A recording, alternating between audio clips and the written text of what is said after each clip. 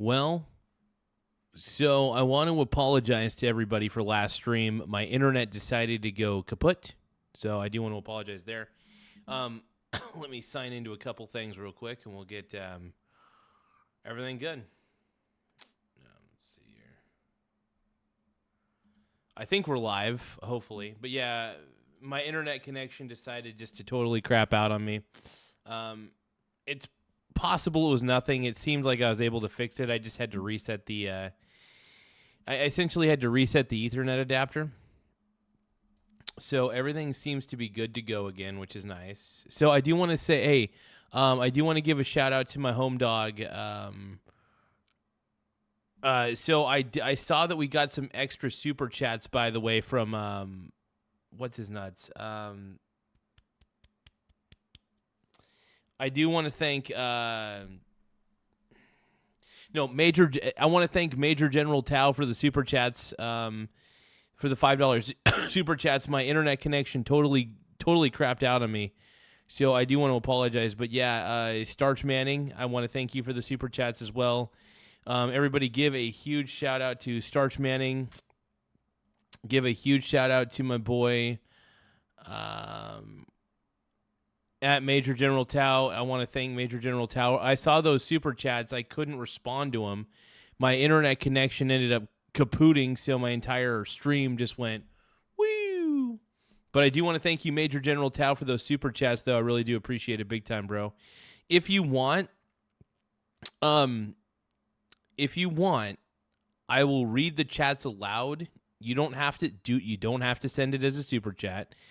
You could send what you were saying as a regular chat, though, and then I could respond to it. Just you can make it a regular chat. That is completely fine, because you already donated that last stream. It's funny.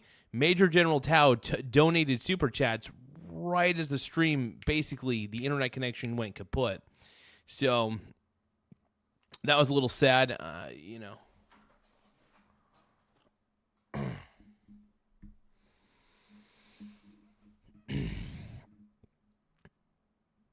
Oh, okay. So basically, it's a taxation on wealthy people. You know what's funny?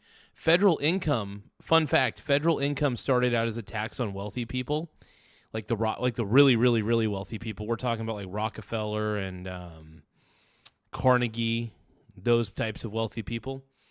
So one thing I can say is that let me answer Major General Tao's question real quick, or his super chat essentially.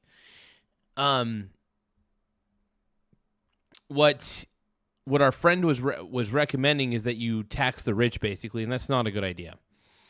Taxing the rich is actually probably one of the stupidest things, because what happens is when you propose an unethical taxation to the rich people, it eventually trickles down to the poor people. Poor people end up getting so federal income tax started out as a tax on the rich, and then what they did was they slowly lowered it to where now it is commonplace for everybody to pay federal income tax. It started out as temporary. Whenever the government says something is temporary, just assume it's permanent, especially when it comes to the world of taxes. That's the one pattern I've noticed. Government loves making permanent taxation. It's crazy, dude. It is 100% wild, bro.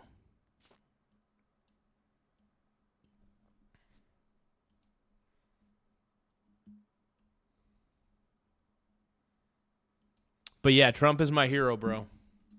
Don't you know that you're my hero? 'Cause you are the wind beneath my wings. I know there's going to be a lot of leftists who are pissed off at me saying that Trump is my hero. Dude, Trump is kind of a personal hero for me. And also, the reason I like calling him my hero is because I know deep down the left is going to be mad at me for saying that. And honestly, it's true, though. I do think he's kind of a hero in my mind, so...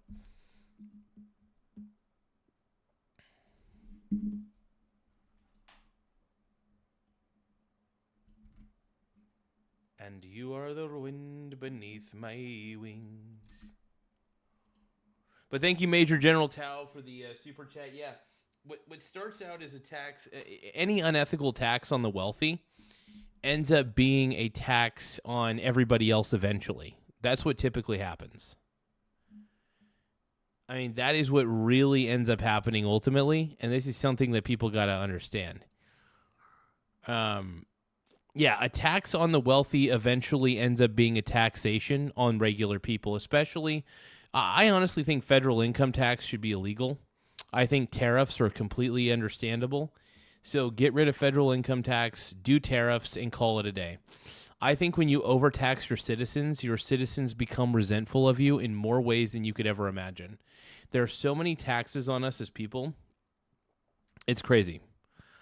Those who control the money supply control the assets, period. Yeah. One of the reasons I remain so diversified with my assets is I want to make sure that I'm exposed to as many different sectors of the economy as possible. But yeah, those who control the money supply control the assets. Exactly, Major General Tao. Exactly. 100%, bro.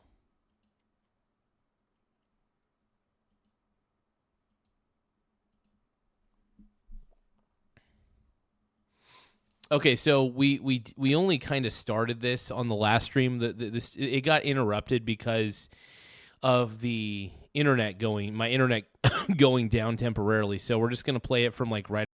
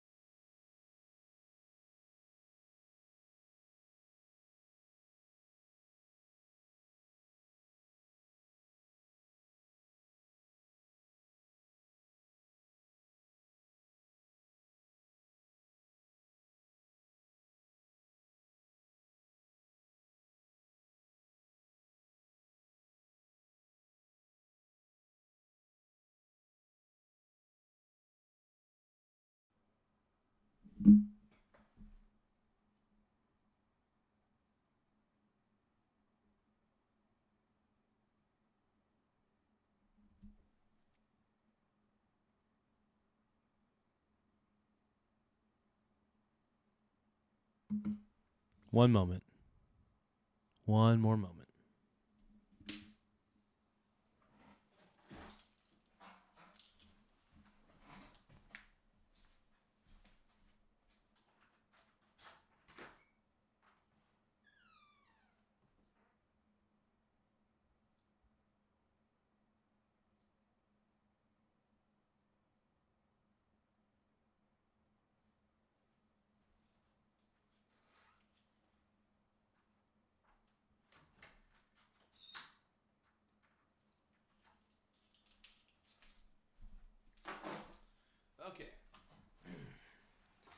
Let's keep going.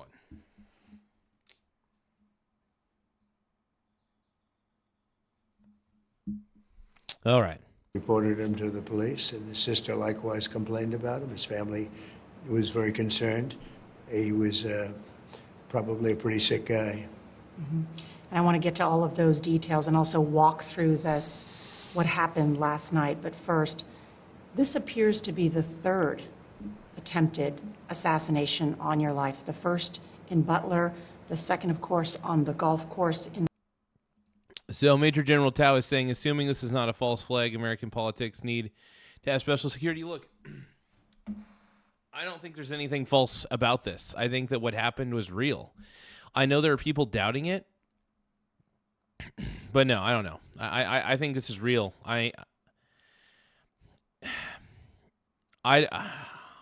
The Secret Service is a very reputable organization. I'll just say that. So what happened was real. It was very real. Major General Tao is also saying we need a 50-year phase out of Treasury bonds Gaza. Okay. I don't know. I'm okay with Treasury bonds, but I don't have a lot of Treasury bonds in my portfolio, if I'm going to be honest. I tend to avoid Treasury bonds overall. In Florida, why do you think so many people may be trying to kill you? So I've said it, and I've said it. He's going to say he's a president of consequence, man. That's what he said a lot of times. And look, he is. He's one of the best presidents we've ever had. He is a president of consequence. Give me a second. I kind of want a snack. Hold on.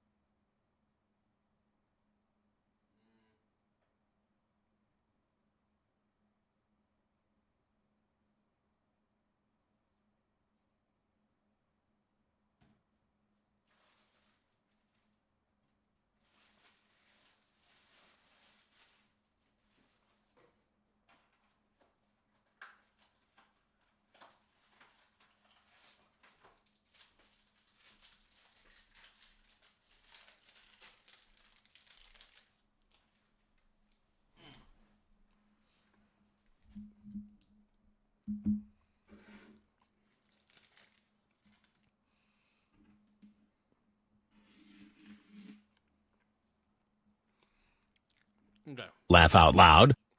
Gays, and as my VP we will reform the Federal Reserve and back the U.S. currency with stocks, real estate, and commodities, no derivatives. Sound money. Okay.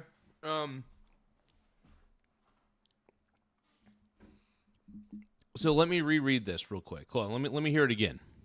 Laugh out loud. Gays, and as my VP we will reform the Federal Reserve and back the U.S. currency with stocks, real estate, and commodities, no derivatives. Sound money. I mean, you're speaking my language. I'm okay with the derivatives market. I am surprisingly okay with the derivatives market because for example, I love covered call strategies. So if we got rid of derivatives, Small Wiener Gang. Thank you, Spomer22, for subscribing to the channel. I really appreciate the sub. Thank you so much. One more time, everybody give it up for Spomer for subscribing to the channel. Thank you so much. Make sure you guys tap the subscribe Small button in the Wiener upper right-hand Gang. corner. It does help the channel grow. So we're going to reform so Gaza and Major General Tao, we're going to reform the Federal Reserve and back the U.S. currency. Okay.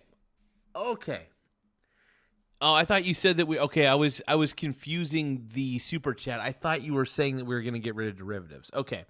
You're just saying that we would actually back the U.S. dollar. Okay, yeah. So if we were to back the U.S. dollar with stocks, real estate, and commodities, do you know how awesome that would be? That is honestly fucking brilliant.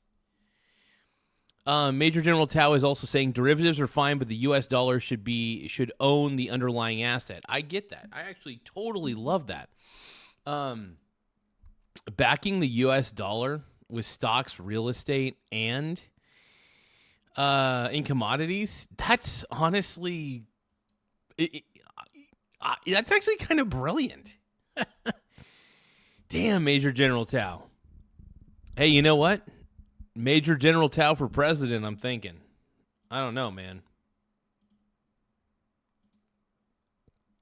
That was amazing, though. That is honestly a hell of a super chat, though. Thank you, brother.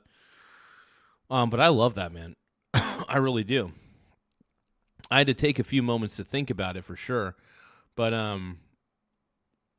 wow, that's actually pretty smart, man. That's actually one of the smartest things I've heard in a while. Numerous times, and I've actually, because of the position I'm in, I've done quite a bit of research into the word assassination, terrible word.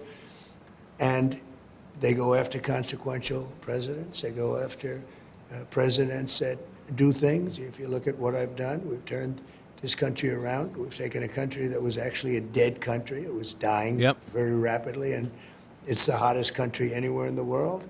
We Absolutely. Had a skirmish, a war, whatever you want to call it, with Venezuela. We won that very decisively, and we now have a great relationship with Venezuela. It's been a very profitable relationship, and we're in Iran right now. Other presidents should have done it, but they never chose to do it. They should have. They made a terrible mistake by not doing it. It's tougher now than it would have been 10 years ago or even 5 years ago, because they had thousands and thousands of missiles and everything else. If we didn't do the B-2 bomber attack, that alone was a big deal. The killing of Soleimani, which I did in my first term, was a big deal. But when you're consequential, when you do things, a lot of things, and things that work out very well for our country, Abraham Lincoln was... Trump is honestly amazing. And, you could probably compare, and forgive me if I'm right, but you could probably compare in some ways Trump to Lincoln. You could make the comparison of Donald Trump to Abraham Lincoln as far as their greatness goes. That's a potentiality. Straight up. I know that's what people don't want to hear, but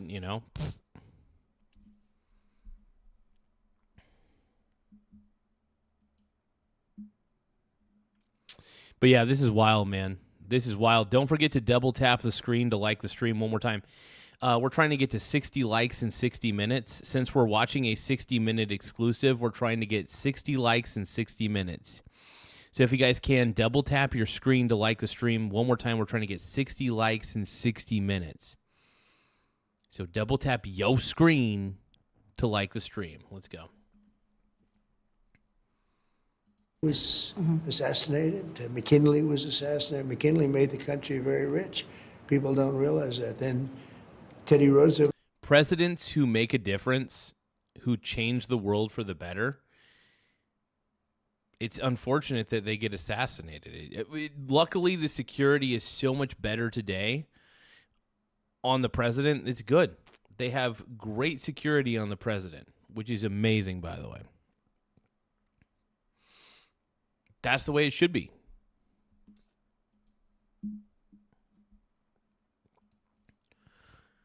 Went out and spent the money that was made by McKinley, but he was very consequential, actually, but he was assassinated. So, you mentioned, Mr. President, consequential, and your policies are also controversial. Is that part of it? Well, I don't think that way. I don't think that. Here's the thing. I don't understand why any of Trump's policies are controversial, when a lot of his policies actually surprisingly align with some of the Biden administration policies back in the day. Not Biden, sorry. When some of them align with the Obama administration back in the day. Honestly, the problem is that Trump speaks sense and incompetence. Trump is a competent president, and the problem is incompetent people like the woke Democrats don't understand what a competent person looks like. because they themselves are incompetent and can't recognize competence. This is something that I've racked on with the Democrats for a long time.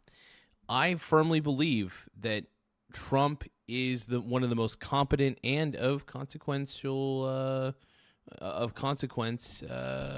most effective presidents we've ever had.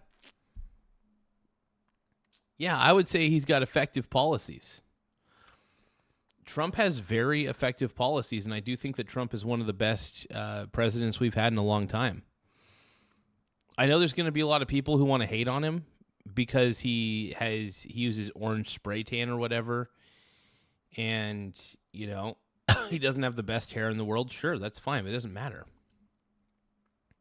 I don't think in terms of what they are. I just think of what they are for the country. For instance, I inherited the worst border we've ever had in the history of our country. Yeah. The Kamala Harris and Biden border. That was a good one. Am I right? 25 million people came in. 25 million people, at least. And many of them were from hardcore criminals, and they were drug dealers, and they were from prisons. They emptied out prisons into our country. They emptied out mental institutions, insane asylums into our country. And I don't know if that's controversial to say we have to move those people out, but we have. But it is from the standpoint, you're doing something, and you're doing something that's good. Things like men playing in women's sports, I'm against that. Things like transgender for everyone, I'm against that. There's so many things that I'm against. I don't think they're controversial. I think the other side is controversial, but I do a lot of things and I get things done. And, we're respected. Trump is right. A lot of Democrat policies, a lot of policies on the Democratic side are just frowned upon. Democrats can't even define what a woman is. Democrats can't even define, I don't even know if they know what anything is. But Democrats have been, in my opinion, probably one of the most unruly parties of all time. When Elon Musk, for example, I'm just talking about the people who follow Democrats and believe in the Democrat way. When the whole Elon Musk fiasco, like for example, when Elon Musk got on board with Donald Trump, like when him and Donald Trump aligned, do you know how many people, it was so disturbing how many leftists were vandalizing Teslas? How insane is that? The amount of property damage that was caused by these spoiled brat leftists when they were vandalizing Teslas, that's a form of terrorism, if you ask me. Blowing up cars is a form of terrorism. It's domestic terrorism for sure. It's messed up. That's all I got to say. But yeah, screw the Democrats, though. Now as a country all over the world. And some people love that, but some people probably don't. Mr. President, I'm sure you've now had the opportunity to see some of the pictures of what happened last night, and I want to walk through that. Sure. It was just around 8:30 p.m. You are sitting there next to the First Lady. Bruce Young is saying the good news is that our Teslas all have cameras to record them. We caught many vandals, but not all of them. Yeah, absolutely. That's the best part about the Tesla cars is that they have the ability to record people who are vandalizing those cars. So a lot of those people probably, first off, are probably in severe debt because they have to now pay not only a fine, but they also have to pay for the damages that they caused to that Tesla. So that's a huge deal. That is a very huge deal.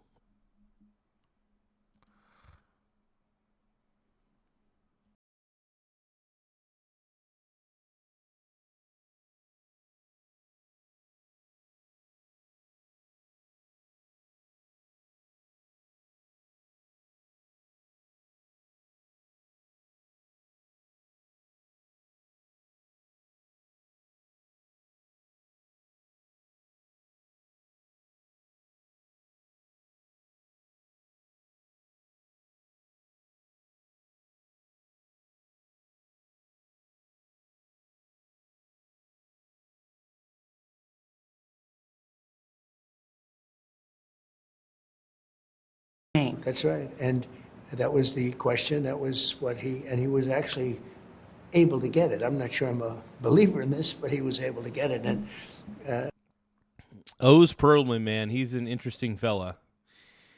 Oz is an interesting guy, man. I really like him. The First Lady and your associate were amazed. You could see and that Shock was, on their faces. it wasn't the shock about something outside. But right after that, we heard a big bang, and it was either a gunshot. So I'm thinking, you know what I'm going to do? I am going to make some Chef Boyardee. Do you guys want any Chef Boyardee? Are you guys hungry? Do you guys want canned Chef Boyardee for dinner? Do you guys want to watch me make it real quick? I'm just going to put it in a pot real quick. I'm going to put Chef Boyardee in a pot. I'm going to cook it for a second. And I'm going to rock and roll.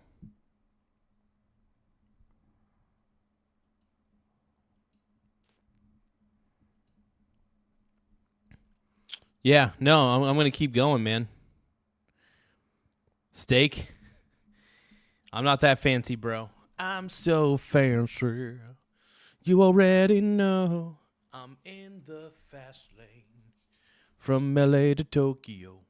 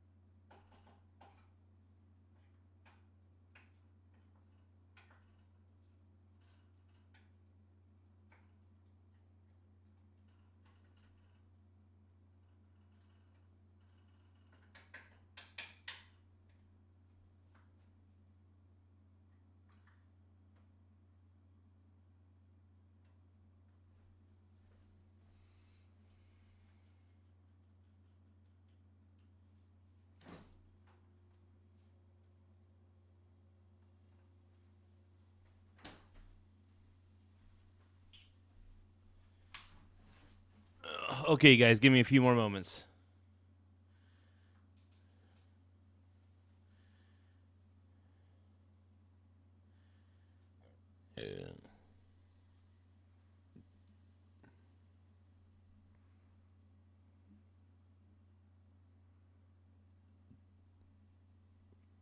Okay, we're back.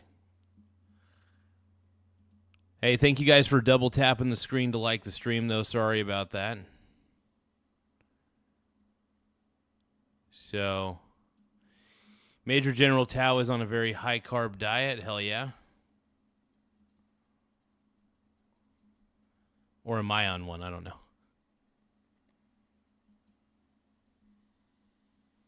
Give me just a few moments, though. Double tap your screen to like the stream. Double tap your screen to like the stream. Let's go, bro. Let's go.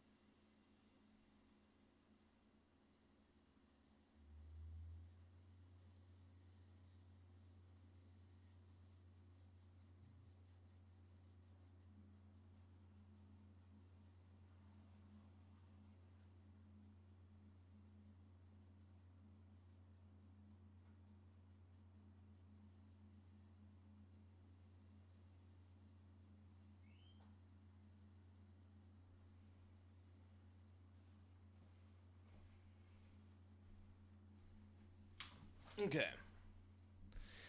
Let's take a listen.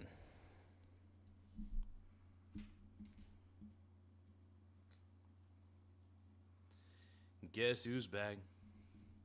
Back again. Shady's back. Or it was a tray of dishes, which happens a lot in ballrooms. And I was hoping it was a tray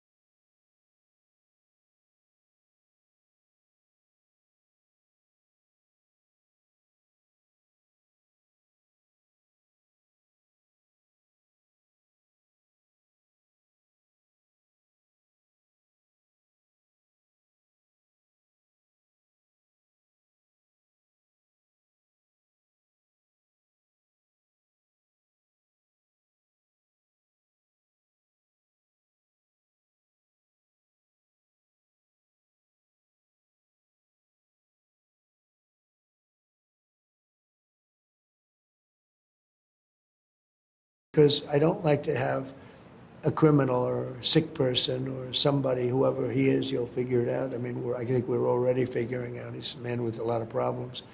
But you don't want to have somebody like this, essentially attacking our Constitution, attacking our country, changing events that are, it's an important event. It was a very A night and it's a good celebrating thing that they the stopped First him. Amendment and the That's freedom right. of the press. That's right, exactly. And Yeah. this was a record setter. Exactly. This was a very big, that dinner It's a had big some deal, man. problems This for the event's a last big deal, bro. 9 years, and I didn't help them. And this time I went, and I felt really good being there. There was a great camaraderie. I wasn't sure what the response. It was. Okay, hold on.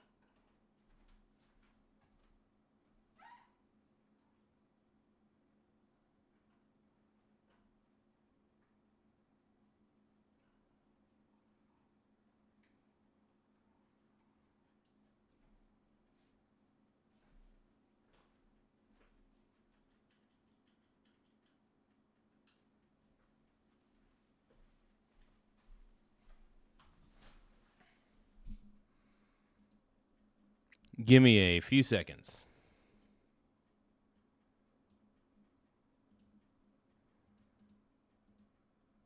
There we go. I think we got the volume right.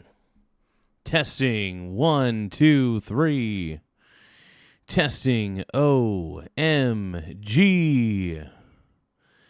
1, 2, 3, 4, 5, 6, 7, 8, 9, 10. Here we go. Here we go. Here we go. What's going on? What's cracking now? It's good to see everybody. We got Ty Lord, we got Annie, we got Major General Tao, we got the works, man. We got the whole group. We got the entire group, and we're ready to roll, man. We're ready to kick ass, dude. We're ready to kick some major ass. You guys can hear me pretty well? Yeah, thank you, Larson Christopher. Appreciate it. We got Major General Tao, so let's keep going, man. Yeah, I feel like the audio is a little bit better now. Yeah, I feel like we're in the right spot. Mike's not too hot. A lot of press, a lot of media. And when I walked in, I got a very nice applause. I wasn't sure. I said, told my wife, I said, I may walk in and they may give me a hard time, or I may walk in, let's see what happens. And I walked in and got very nice, I think they were happy to see me there, actually. And I can tell you, there's the biggest impact that I saw in the entire evening was, and I say this being somebody that's had a lot of, let's say we've argued a little bit to get things that I want done. I fight for a border, and they fight for an open border, and we have a lot of differences. You've got some tough words for the press in the back. Oh, I think. Hold on. What else do we see here? We got Major General Tao? Obviously, that's good. We're all Major General Tao fans, obviously, on this channel. Major General Tao 4-3. Major General Tao is our Pink Brony Club guy. He's Major General Tao's dancing at the Pink Brony Club. Pink Brony Club. He's up, and his balls are on the floor. Everybody's looking at me, calling me a whore. And I heard that there's a messed up place where all my brony bros are getting cream pied in their face. I'm having wicked dreams of creaming in Tennessee. Nola Santa Monica, you've been so good to me. All right, let's keep going. Let's keep going. Let's keep everything flowing, man. Let's just keep it going. Let's keep it goatly and sexily, and I don't know. There was tremendous. By this time, the event had taken place. People were starting to feel safe. there was tremendous camaraderie. I mean, I saw Democrats, I saw senators, I saw congressmen and women. I saw people that weren't necessarily on my side from the other party, mostly. Pretty much the Republicans are on my side, so I'm not that, surprised. And they were going, way to go.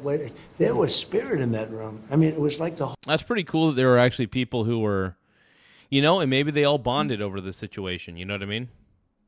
Maybe maybe these people are not going to see each other as separate anymore. Maybe there is some good that came out of this, shockingly.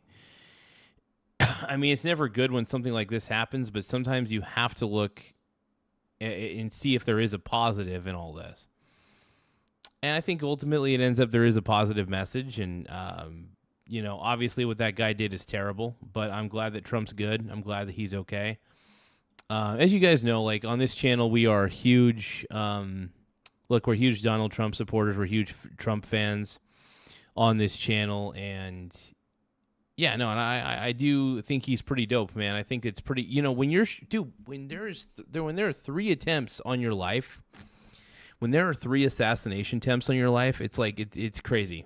That's a crazy situation. That is fucking wild.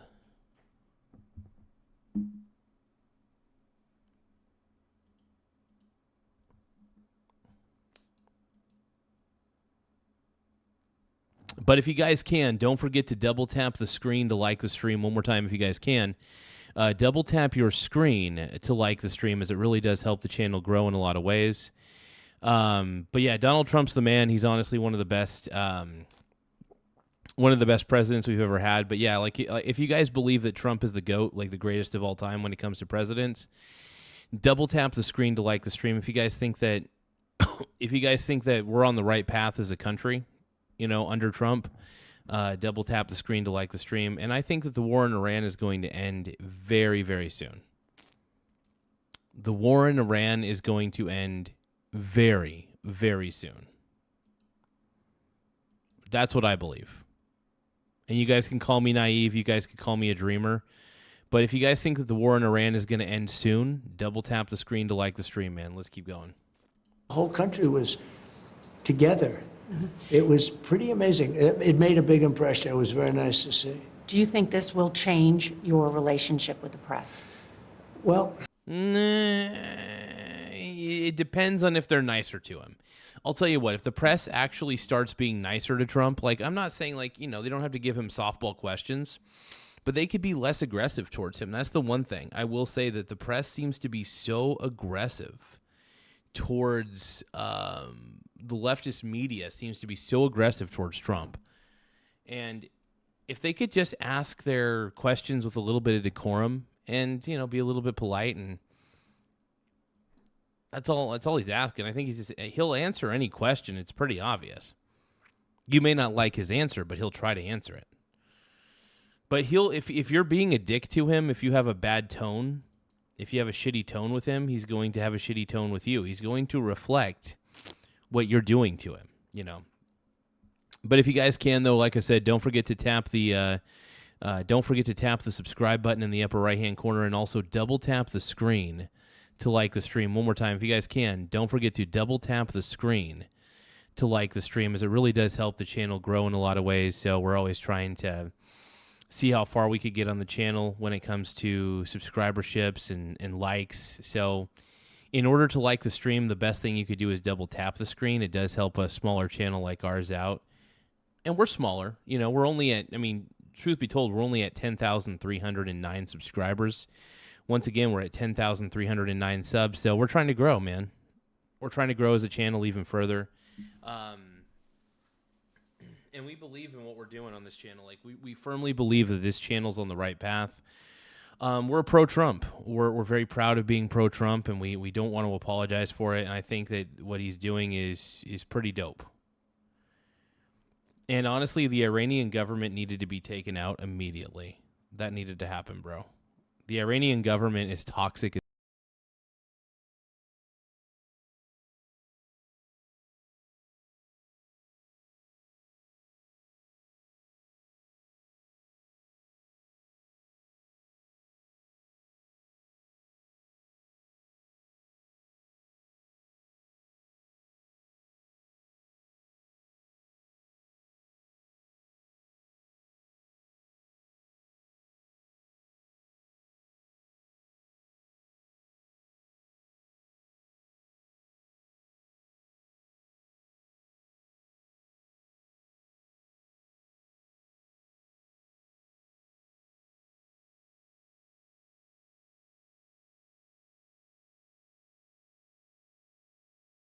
Before me, 25 million people came in. I mean, whether it's 20 or 25 or 30, but they say 25 million people came in. So TJ is saying, I had a dream that I was a teacher of a...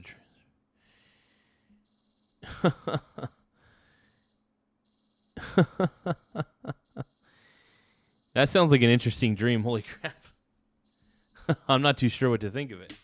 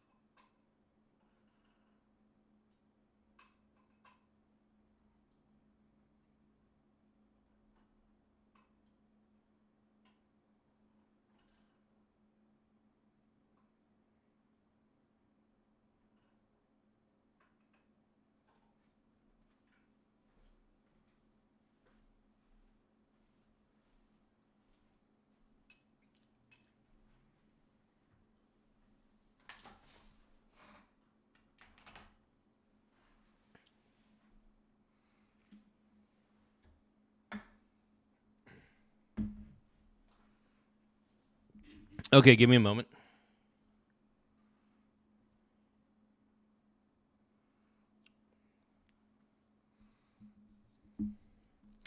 Okay, let's keep going.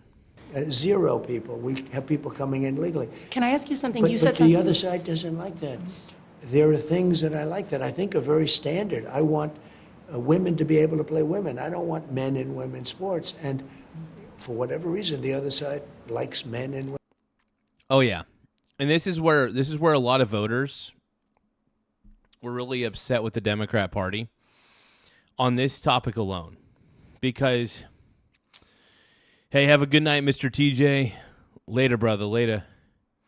But this is where like the Democrats and I are diametrically opposed, because they do want biological men. They're okay with it playing in women's sports, man. Women's sports. So when you say get along, But that's the other side. That's I don't not think the I could press. ever. No, but I don't think I could ever change my feelings on certain policies. I want strong borders. They want open borders. There's such a difference. Can I ask you, Mr. President? You I said will say this though: after the event, meaning it looked like things were good. We knew he was caught. I was given the information immediately. There was a camaraderie that you just have not seen in a while. It's very nice to see. the president, you, Mr. President, the vice president, the Speaker of the House, the Secretary of State, Secretary Hegseth, almost the entire line of presidential succession Yeah. was in that ballroom. Who was the designated survivor? Well, first of all, I have to say, Yeah, that is. I don't think you want all those. I don't think you want all of them in the same room at the same time. Not a good call. But let's keep going. not a safe ballroom. I'm building a safe ballroom. And one of the reasons I'm building it is exactly what happened last night. We're building a room right there. If you walk out and move 20 yards to the left, you'll be right at the entrance to the ballroom. And that ballroom's I realized I have saltine crackers. Hold on. I totally spaced on the fact that I've got saltine crackers. Give me a second.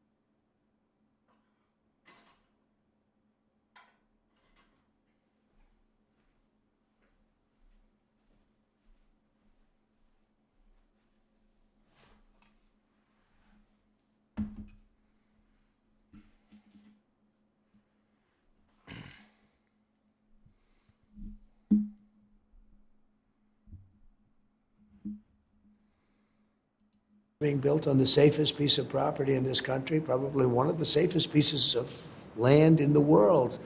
We have. But that's the White House. The White House Correspondents' Dinner can't No, use but- White House but property. It's able to be used by certainly the White House. It says the White House Correspondents. Well, that's the White House Press. I'm sure that it's available. You know, it's up to the. Yeah, it would be pretty cool to actually have the White House Correspondents' Dinner actually held at the White House. Especially if they have a ballroom that's bulletproof glass everywhere and that has like security up the butt. The Pug Plug is saying daily reminder that Kamala lost. Absolutely, dude. I am so glad we never got Kamala as a president. That would have been a terrible timeline, by the way. President, but that would be made available. And this has bulletproof glass. This has, this is the highest level of security. Also, very importantly, I could have built suites on top. I could have done a lot of things. And I said, no, this has to be pure. This has to be where people stay off property and they go through one very impactful, very strong entrance, one very powerful entrance. There's no games with this. This is the best, highest. This has all sorts of security equipment at levels that you could never have in a regular ballroom. And we're ahead of schedule. We're right on budget, ahead of schedule. I wish it could be even sooner, but we're months ahead of schedule. But it doesn't open till 28. So, that means you have another season and a half to go. Right. But this is exactly why the military, and this is exactly why Secret Service and all law enforcement want it, because you have maybe 1,000 hotel rooms above the ballroom we were in last night. And I'm not knocking it. I'm just saying in terms of maximum security, it's not the best thing. You can do it, but you can have problems like this. They have an elevator that comes down Oh, yeah. I see where he's coming from on this one. from the rooms. It's very close to the ballroom, Yeah. which makes sense. So I we're doing something that's going to have a tremendous impact on solving this problem. In that video,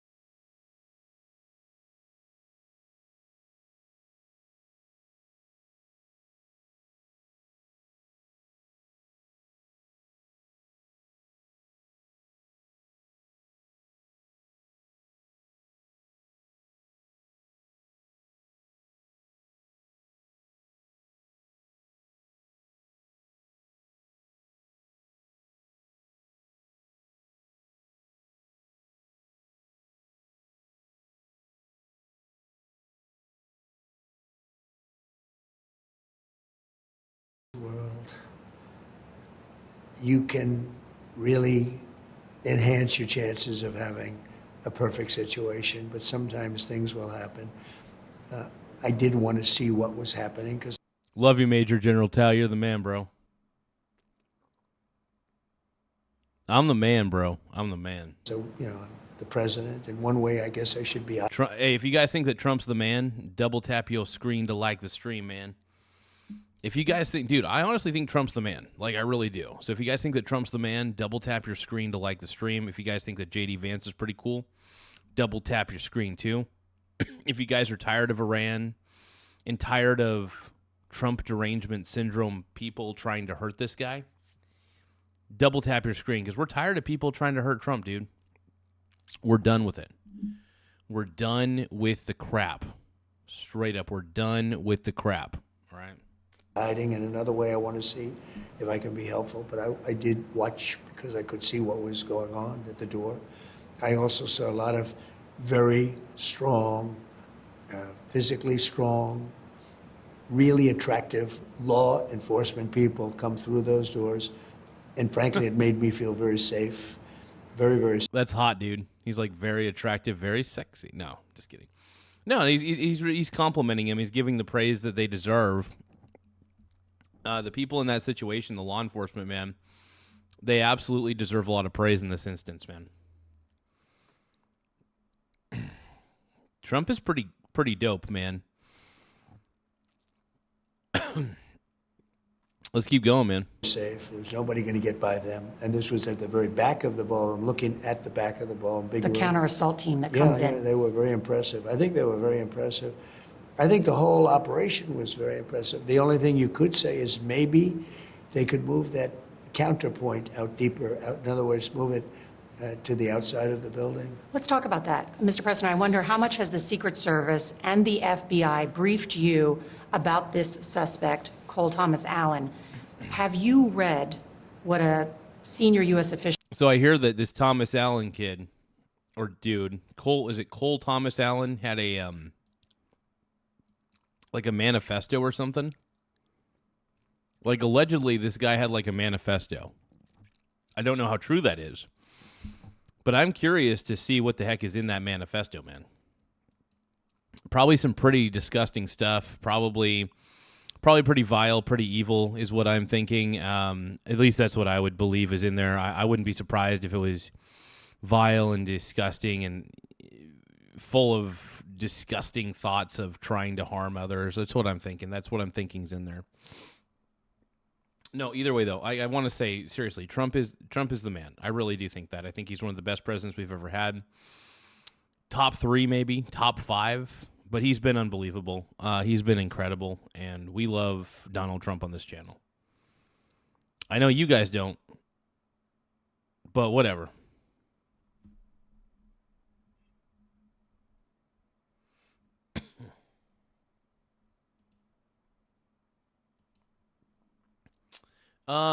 You know what? I'm going to actually report. So Carl is honest. I'm going to report you. That's disturbing, man.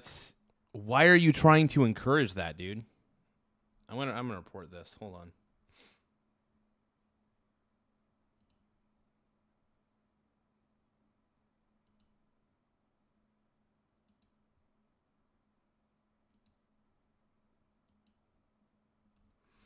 Okay, so I reported his comment. We're not gonna see that guy anymore on this channel. We're not gonna see that guy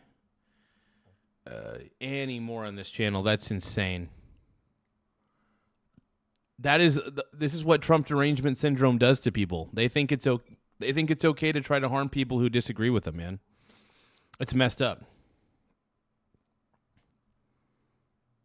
So I just banned Carl is honest. I reported his dude. That's honestly, you can't be trying to encourage. If you're promoting violence like that, if you're trying to promote violence against a president, I'm going to not only report that comment, I'm also going to ban your ass. I'm gonna ban your ass, dude. You're promoting terrorism, basically. That's terrorism. My God, is describing to us what as is a wrong with manifesto. Yeah, Did you know that he emailed it to family members? Not We found all of that out this morning. Right before the attack. So he emailed. So that's crazy. So the shooter, the alleged shooter, emailed the manifesto to a bunch of his family members right before he went through with the attack. That's insane. Yeah, we found that out this morning, and the family members were concerned. I think the brother called up the police. I think the sister may have called the police. The parents were rather devastated. He lived with the parents. I saw the parents last night on television opening the door. I assume that was his parents. Look, you have sick people, and you have to mitigate the risk. But some of these sick people, it's amazing. They're very sick, but they're also, in some cases, very, very smart. He went to great school. I can tell you the person in Butler, I don't know if you ever looked at his academic credentials, he had almost 1,600 in his college boards. 1,600. Nobody has. I mean, it's It sucks that this guy that had the Trump derangement syndrome was actually a very intelligent person. That's the craziest part about this. Was once a very intelligent person and decided to commit this terrible atrocity. You know what I mean? Terrible.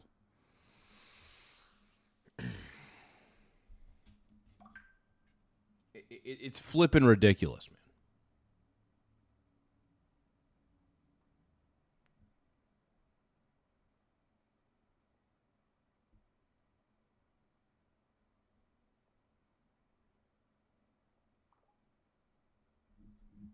Oh shit, dude.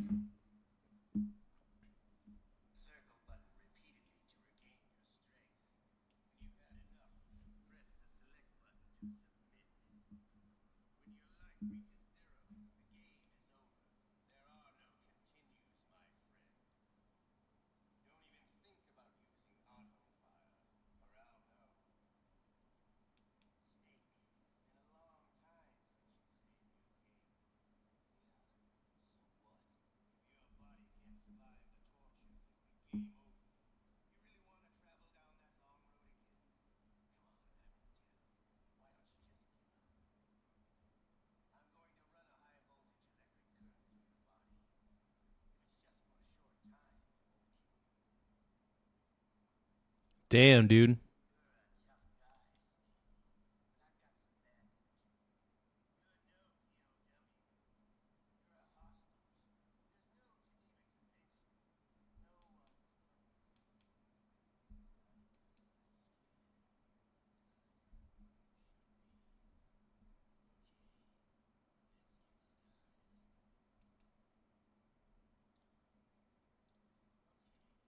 I forgot how good I'm watching a Metal Gear Solid clip, you guys. Hold on. Metal Gear was amazing.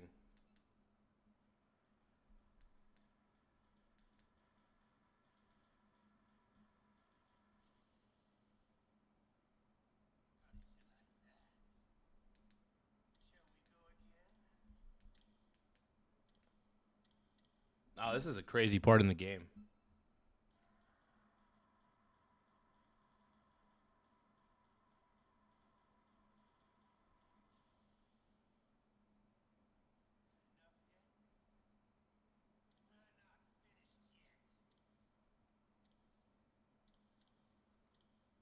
I forgot how crazy this game was. If you guys ever played Metal Gear Solid, dude, this game was wild. This was like peak PS1 gaming, dude.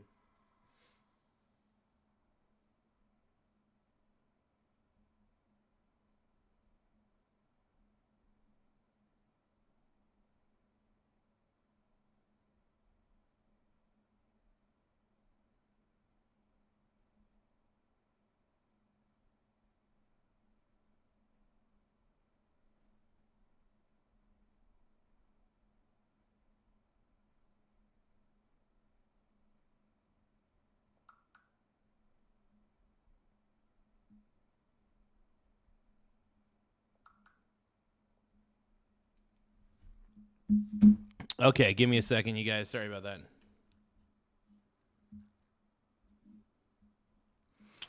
Okay. I'm trying not... Major General Tao, Geza, he was 50% joking.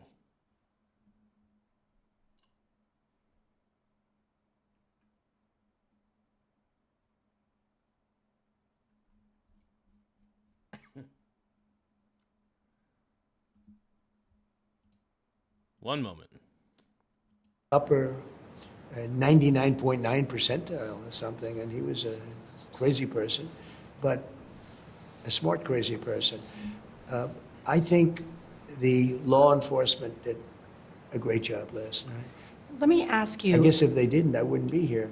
But I think they really did a great job. Now, can you make adjustments? I mean, we're also learning. Can you make adjustments? I think the only adjustment would be you move your security equipment further away. But it was about 50 yards away. 50 yards is a lot of yards. Now, when a guy's running at that speed, he was a very fast person. And he got him by a little bit by surprise, but that didn't matter because he was totally subdued very shortly after he passed that one point. The so-called manifesto is a stunning thing to read, Mr. President. He appears to reference a motive in it. He writes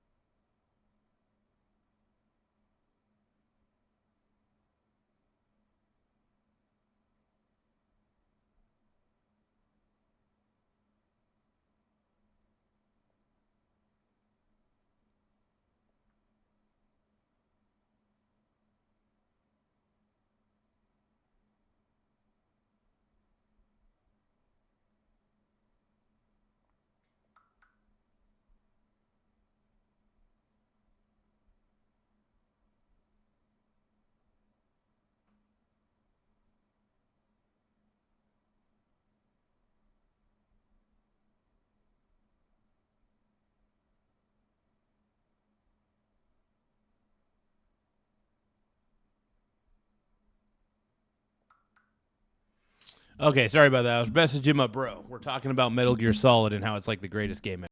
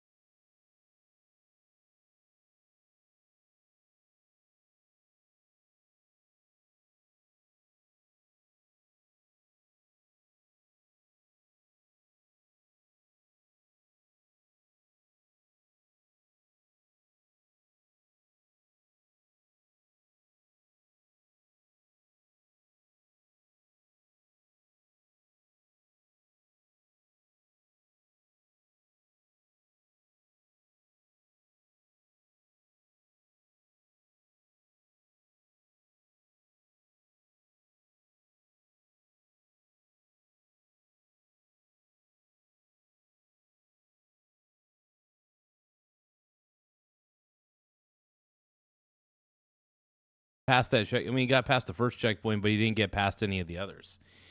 That's the point, man.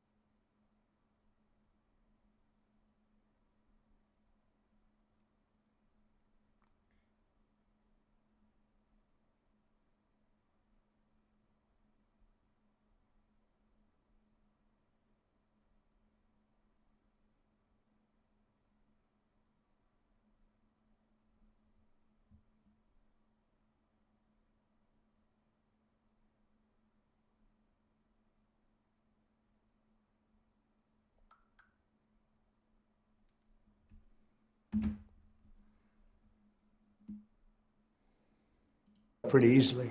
So I'd say he was pretty incompetent too.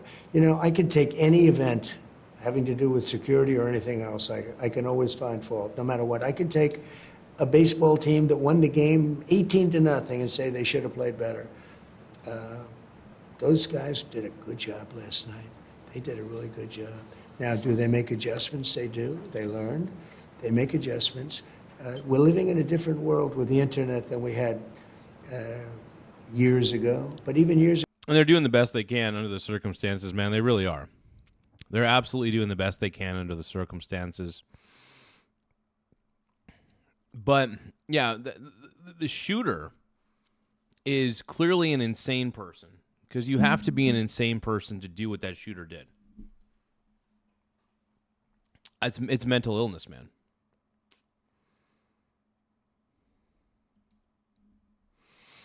Crazy. Years ago was very dangerous. I mean, just ask Honest Abe Lincoln. Pretty dangerous. And but we are living a very, you know, the internet, I think maybe more than anything else, it's radicalized some people. It's made people mentally sick.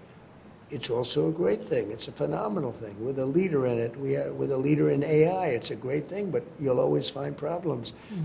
But it's a different age. It's a very different time. I mentioned that because, again, as his motive, and you brought this up, he had social media accounts that had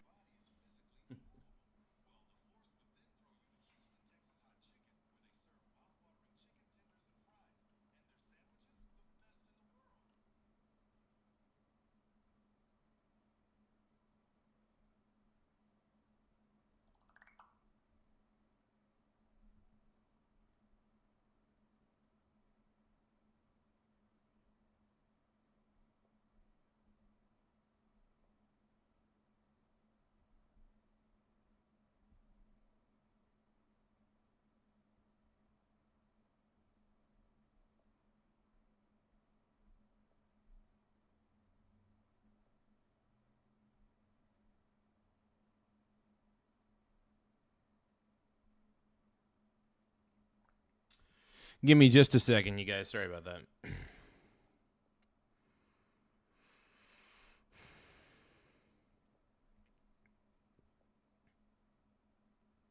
Oh, man, my short videos are getting lots of engagement, man. This is great, man. This is good. Lots and lots of engagement. I love it.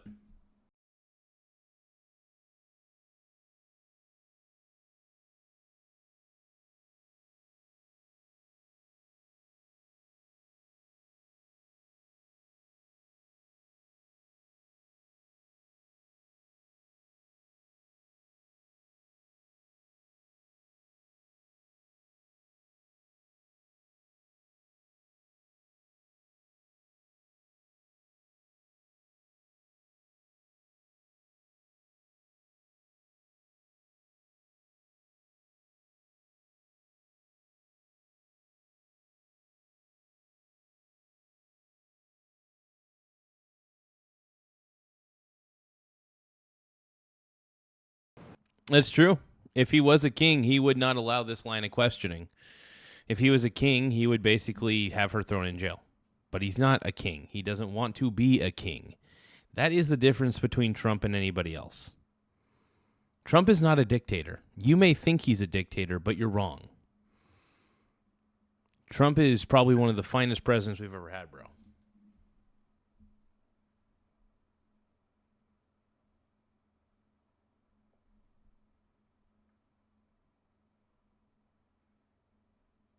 Oh, dude.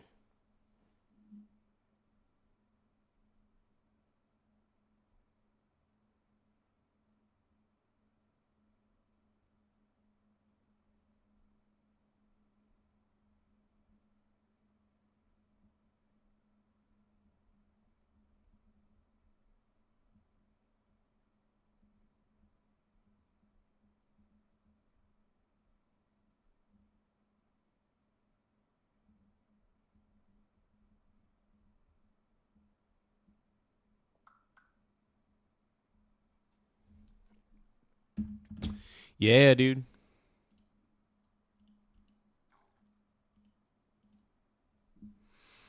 By the way, we're at 10,311 subscribers. So if you guys can, don't forget to tap the subscribe button in the upper right-hand corner.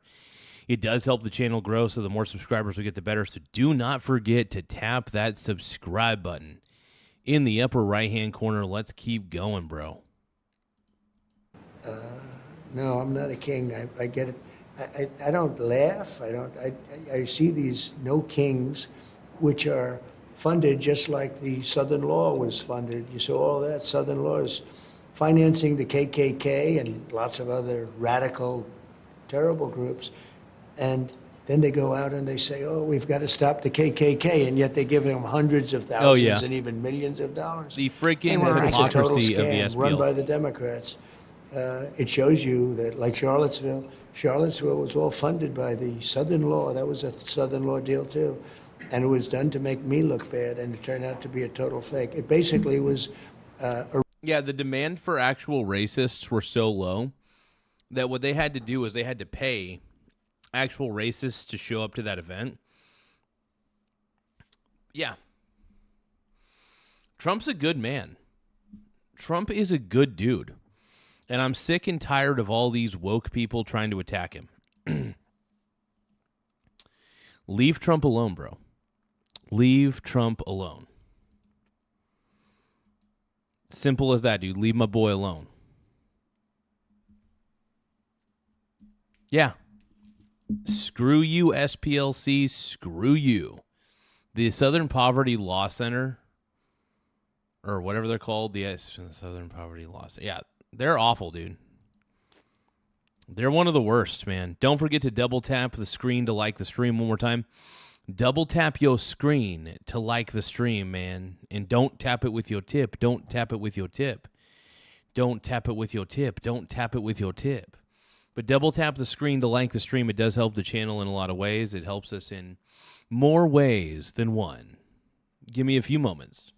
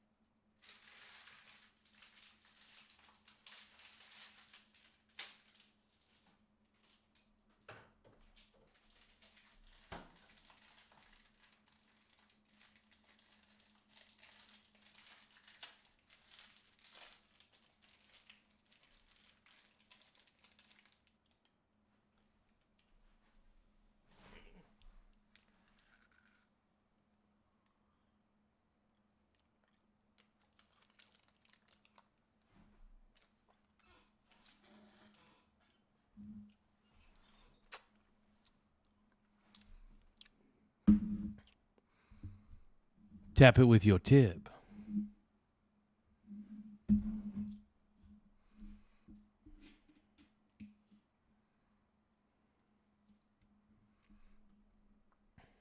a rigged election. This was a part of the rigging of the election.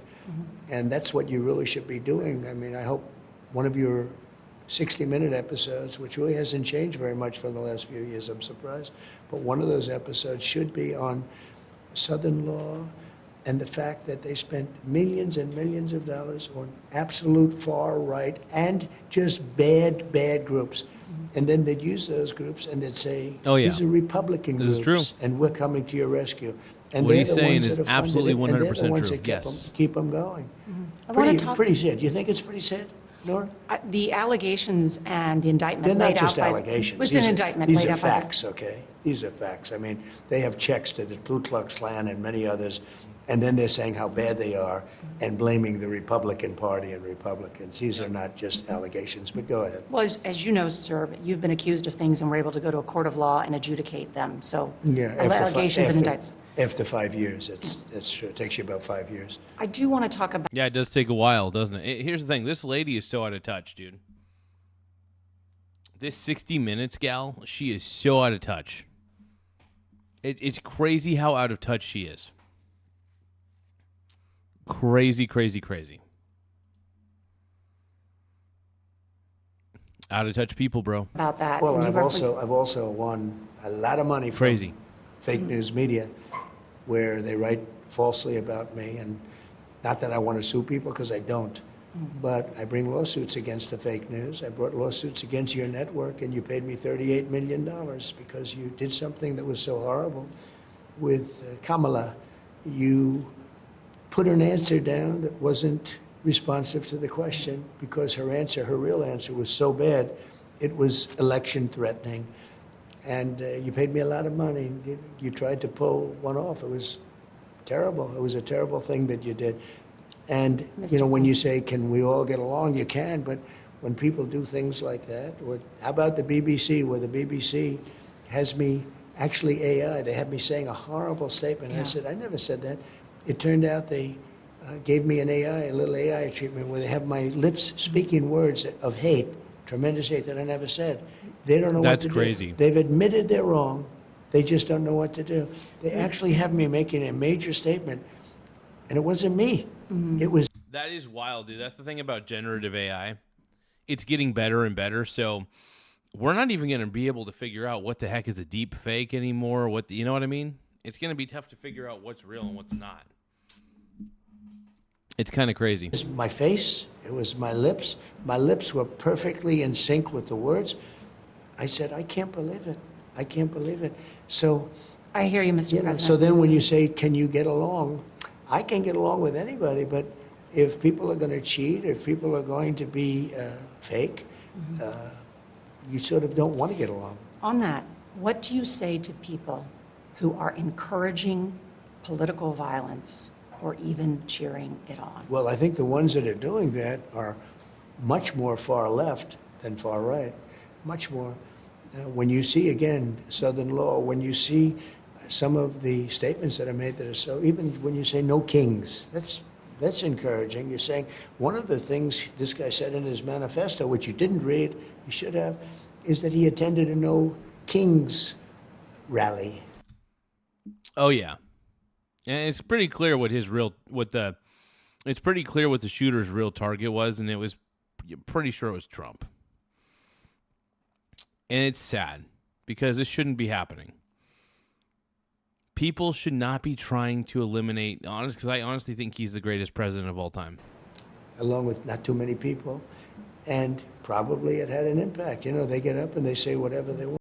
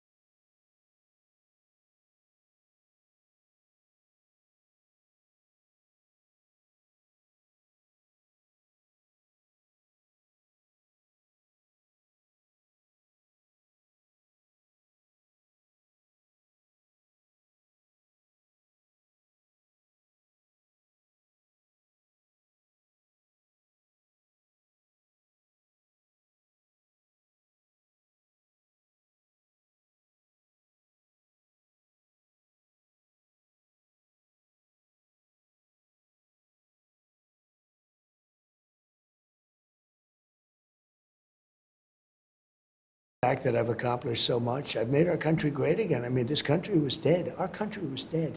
A year and a half ago, sleepy Joe Biden had no idea what he was doing. Yep. I don't think it was him either. I think it was the people that surround him in the Oval Office at the beautiful Resolute desk. I don't think he knew what he was doing. He didn't sign anything. He used the auto pen to sign 90% of the things. That's crazy. I think that 90% they of the documents engendered, were signed with AutoPen. Like, that is wild. 90% of the things that he signed into law were auto-penned. Biden, you know, the true embarrassment of this country was that people thought that Biden would have been a good president. I think that's the most embarrassing thing right there. It's embarrassing. If you think that Joe Biden was fit to be president and you voted for him, man, yeah. It was pretty painfully obvious that Biden was not capable of being president. It was painfully obvious. And and, you know, leave it to the liberals. You know, leave it to the liberals to find a way to mess shit up. You know, leave it up to the libs to find ways to mess this up, man.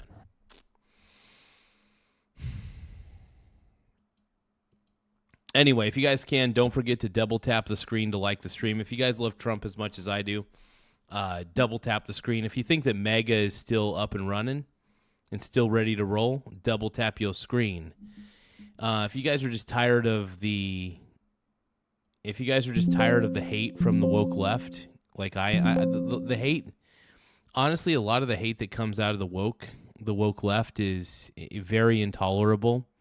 It's tough to tolerate, and I don't even want to. Yeah, I'm tired of the hate from the left, man. There's just too much hate from the left, and it just gets so out of hand, and a lot of people, at the end of the day, we're tired of it. We're fatigued. We have woke fatigue. We have Democrat fatigue on this end. We have wholeheartedly. We're just so done with the Democrat way. We don't want to do it the Democrat way because you know what, honestly? The Democrats have lost the plot. The Democrats have lost the plot. I think you're right on this. I think I'm right on this.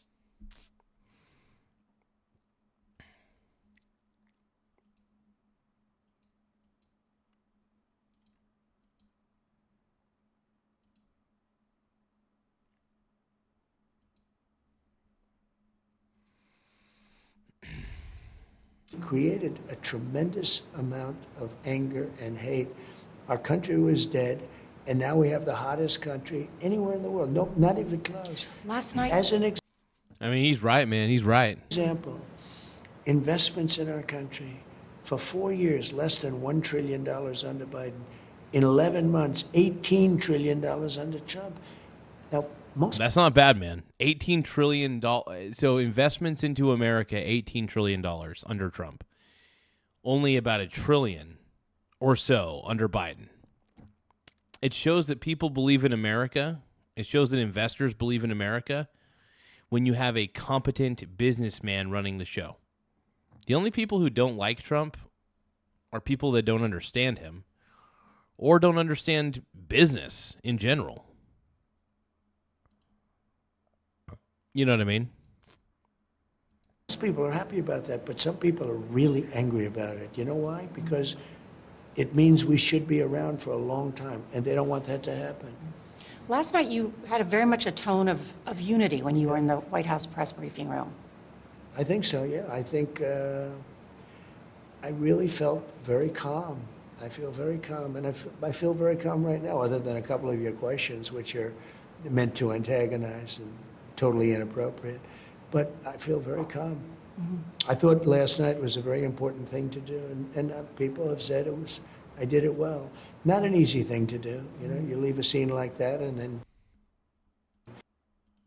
you're supposed to let our country and even the world know that it's going to be okay. And what about when we're talking about the division in this country, the political violence? Now many of your cabinet secretaries live on military bases Yeah. because of the potential threats against them. And that's crazy that they probably get so many death threats from all these unhinged leftists. All of these crazy leftists are unhinged, and they're like sending death threats and shit. It's crazy. It is unbelievable, man. At the end of the day, it is purely unbelievable. Well, they choose to. I'm not sure that they need to. They also have nice places, you know. Democrats did the same thing.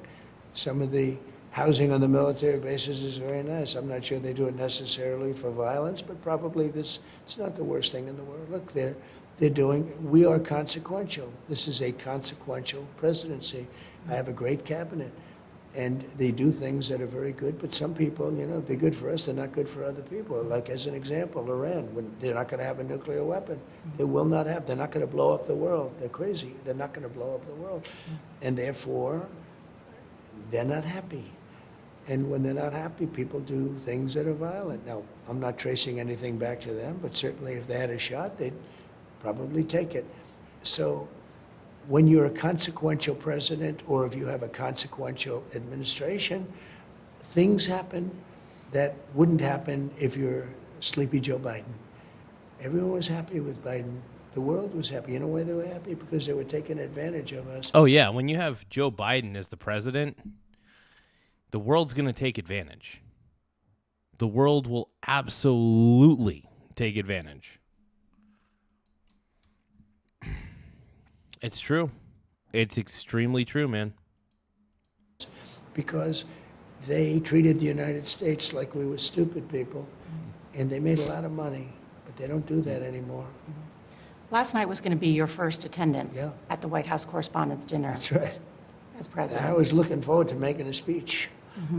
And Would have been a lot different had I gone up and had I stayed. It was very interesting because I said, I can't make that speech. I was going to do a pretty Tell me. rip-roaring I won't go into the total details, but no, I was going to hit people really hard with humor.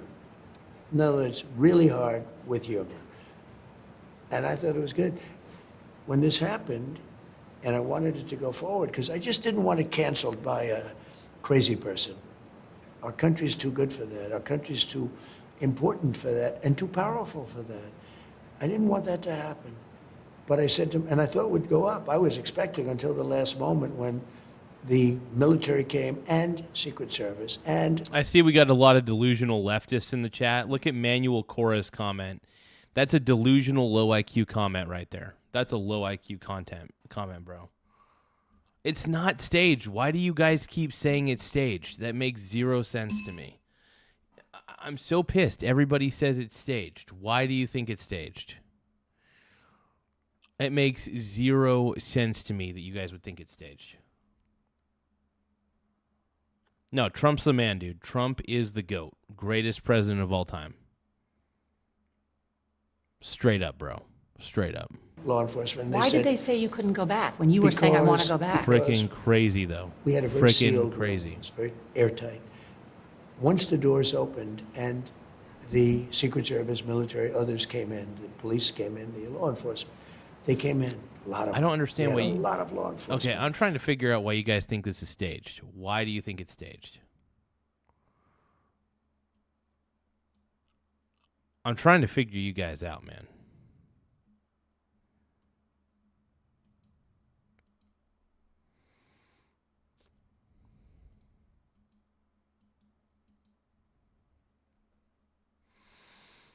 Let's keep going. And it was a wall. But the doors were open. It was breached by them. Mm-hmm. If somebody happened to slip in, and when they said that, I said, you're right. But I did want to go up. But it would have been a much different speech. I would have had to just get up and say, I love you all. Mm-hmm. And there was love in the room. It was amazing. There was love in the room.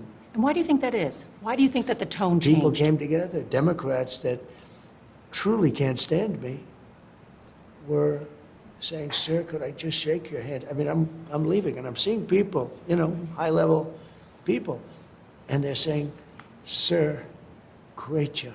Sir, could I, one of them, I don't want to, you probably have it on tape someplace, One of them said, "Could I hug you?"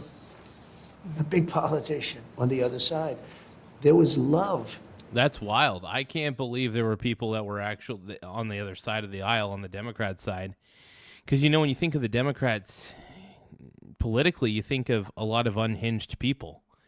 You think of unhinged group of people following. I think maybe the base is just really unhinged, and a lot of these people who are on the Democrat side have to pander to a lot of these unhinged leftists. It's kind of like, feels like a no-win situation for a lot of them, probably. You know what I mean? So Trump, I like what Trump's doing. I like what Trump's doing, man. I do think that he's just on another level. And I think a lot of people are pissed at him because of that, you know?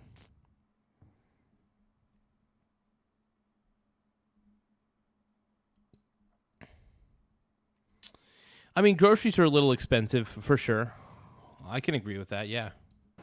It just all came together. It was very amazing to see. It was a very beautiful thing. In a non-beautiful moment, really, but it was a very beautiful thing that was happening. I hesitate to ask you about this, but as you know, these conspiracy theories out there on the left and the right, that the event was staged or that it didn't happen. Oh, the elephant in the room here. Was it staged? I don't know what Trump's response is because I have not watched the full 60 minutes overtime episode. I am very curious to see what Trump's response is. I am very, very curious to see what his response is. Let's continue. Last night didn't? By the way, if you guys think that this was not staged, and I say, if you guys think that this was not staged, double tap the screen to like the stream. If you guys think that the person who did this, who came in with that rifle, was legitimately a bad person, double tap the screen. Because, look, we know that the guy who came in there was obviously a bad person with bad intentions. The sad part was the guy seems like a very intelligent guy, but he fell victim to things like Trump derangement syndrome and became a total crazy person, you know? That it that's was why this because is it was your crazy. first time there, or that Butler didn't happen. These conspiracy theories that are gaining traction on and the October internet. 7th didn't happen, and World War II didn't happen, and the Holocaust didn't happen, and many things didn't happen. Yeah, no, I hear it. I don't know. I think crazy, man. They're more sick than they are. Well, I think common that people. I will say that a lot of conspiracy theorists on the internet, like if you just talk about the normal keyboard warriors, they don't know what they're talking about. But if you talk about guys like Alex Jones actually doesn't just sit behind a keyboard. Alex Jones goes out there and discovers for himself if these and then the thing about Alex Jones that I appreciate is that he goes out there and he tries to discover what is real and what isn't. And he makes his own judgments based on what he's able to find. And a lot of it's conspiracy theories, absolutely. But I will say Alex Jones has a really good track record of being correct about a lot of stuff. You know, you guys can say what you want about Alex Jones, but he's been right about a lot of crap. Seriously. Alex Jones has been correct about a lot of crap. Now, most of the conspiracy theorists on the internet traditionally are wrong about a lot of garbage. But I don't know, man. I love MAGA. I'm a fan of the MAGA movement. I think MAGA is still alive. If you guys believe that MAGA is still alive and kicking, double tap your screen to like the stream. If you guys think that MAGA is still going, because I believe in it. I believe in Donald Trump here. I believe in Donald Trump. But there's a lot of con in it, too. I haven't heard that last night didn't happen. Usually it takes a little bit longer. Yeah. Usually they wait about 2 or 3 months to start saying that. And forgive me, I don't peddle in that stuff or certainly look at it because I was there. But the idea, I'm wondering where this is coming That'd be from. a tough one, I think. This is coming I think it would be a tough sell. Yeah. Secret Service now is currently meeting, as they always do, to discuss your security footprint. The King is coming here, King of England. I think it's great. He'll be very safe, yeah. Yeah. And You know, will the your White events be House able to grounds- go forward? You're no concerns about security going No, forward? the White House grounds are really safe. This area of not very many acres. Yeah, the White House is, dude. They have the security around the White House on lockdown, dude.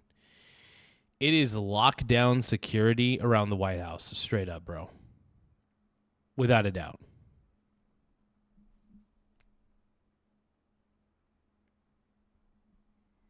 Freaking wild, man.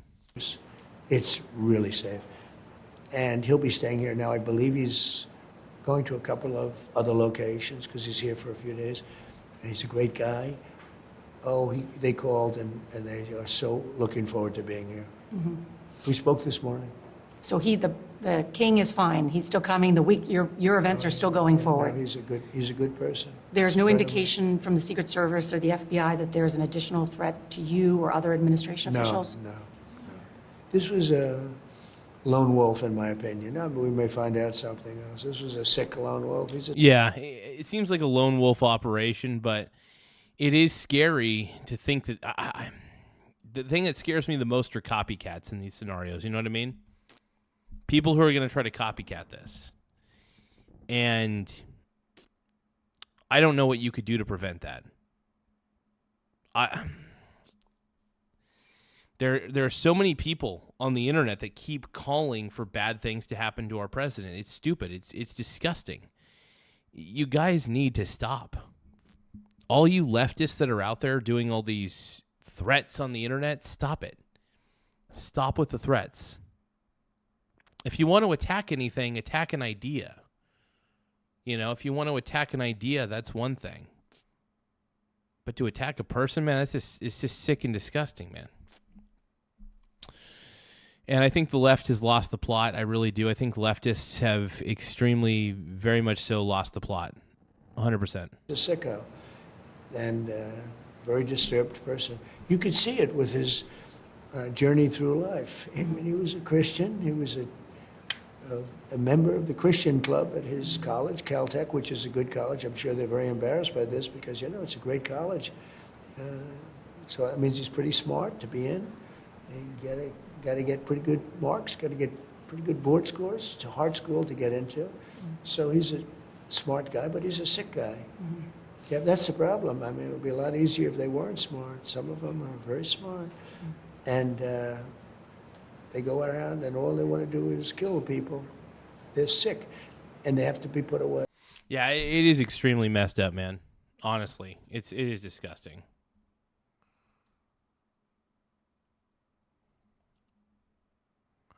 Give me a moment, though.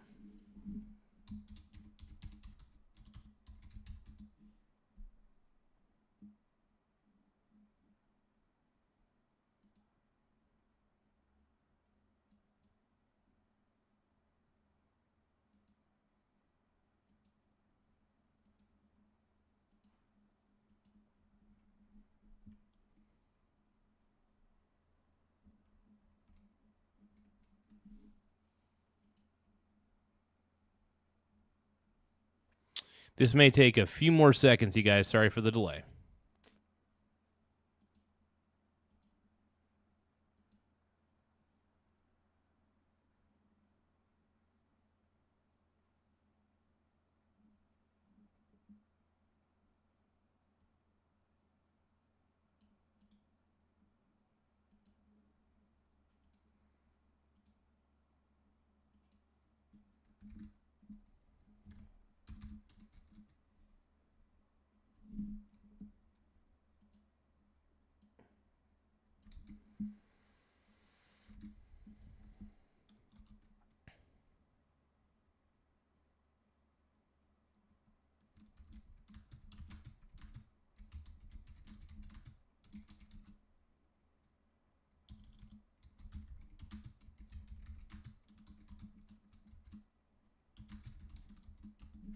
I got to go to the bathroom real quick, you guys. I got to go to the bathroom real quick. Hold on, you guys. Oh, hold on. Oh, boy. My stomach's making some rumblies real quick. Okay. Don't forget to tap the subscribe button and double tap your screens to like the stream while I go to the bathroom. More subscribers we get, the better. It does help. We're going to watch a little more Trump Daddy. Trump is Zaddy. in a lot of ways. Give me a moment.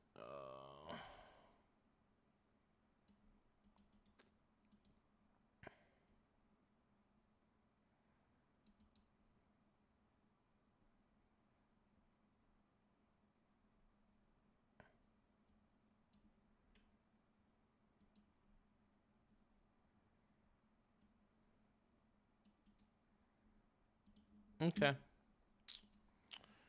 I like it. I like it. I like it. I like it.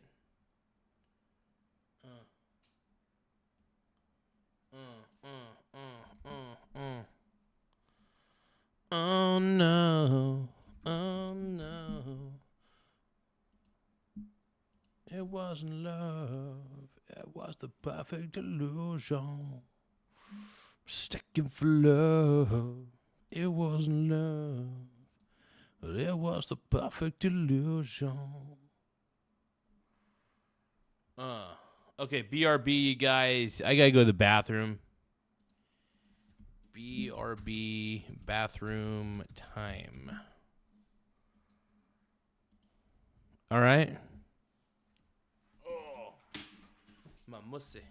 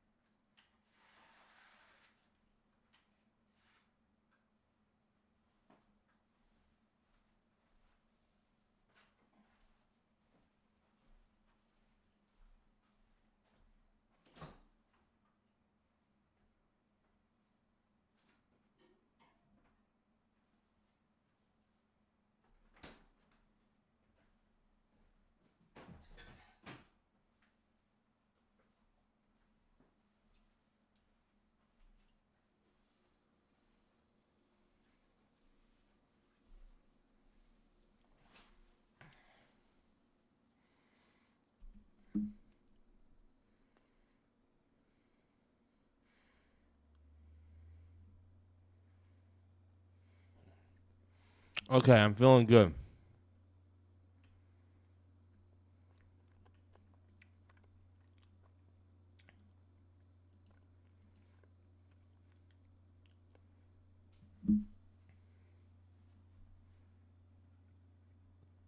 Okay.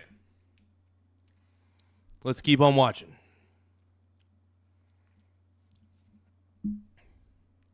Let's do this.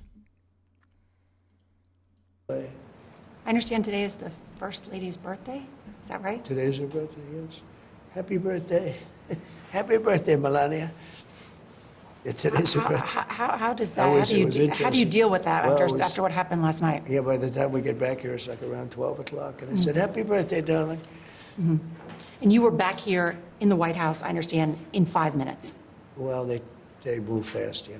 Yeah, they moved I fast. mean, look, it's a pretty quick drive. It's not very far away. But think of it, the security of having this really perfect facility built at the highest security levels on the grounds, where you're not taking, I'm talking about any president. By the way, other presidents will use the ballroom a lot more than me. I'm going to have 4 or 5 months left. But other presidents will be, having the that tremendous asset is going to be so great. But outside of that, it's dangerous. You need tremendous, that you could never build. You can't have thousands of rooms on top of a ballroom and have security, real security. Now, with that being said, How about this? I'm gonna try to target weight loss, but I love MAGA. I don't really care that much about I like the Make America Great Again movement, but I'm a huge fan of Donald Trump at the end of the day. So I'm never gonna stop talking about Trump. But maybe eventually. But I will also say this. I will continue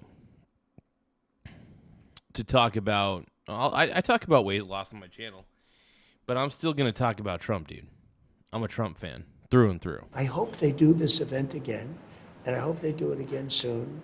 And if You they are do- committed to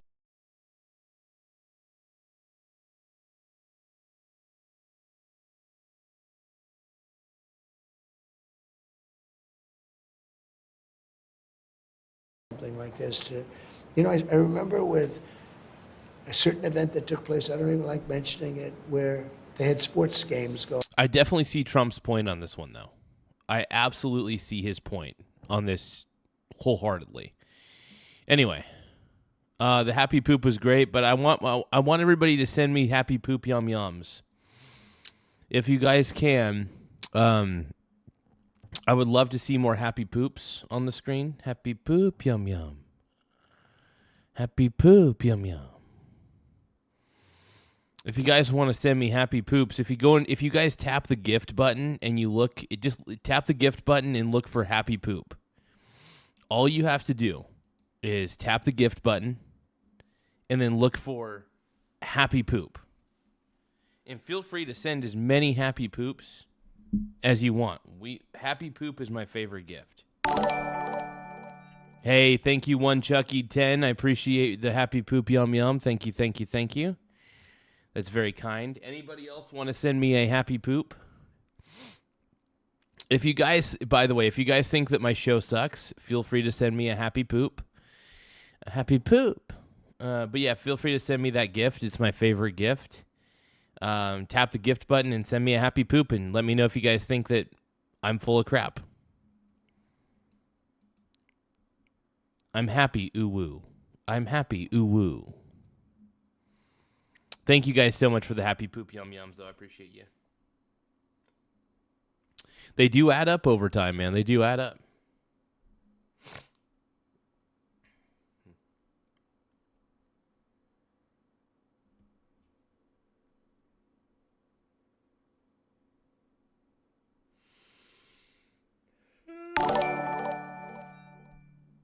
Hey, thank you so much, Willie Wallace Guy, for sending a happy poop yum yum. I appreciate it.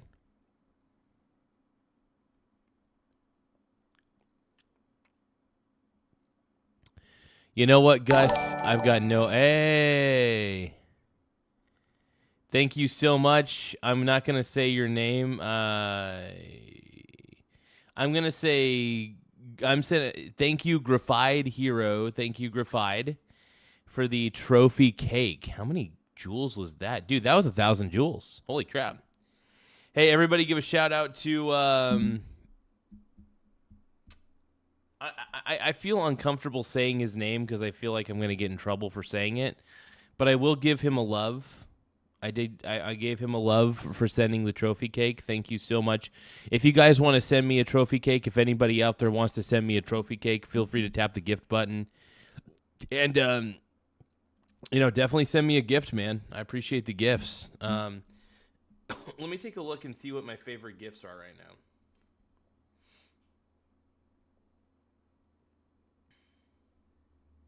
Oh, there's the Happy Poop. There's the Happy Poop gift. That's my favorite gift. It only costs like 10 jewels.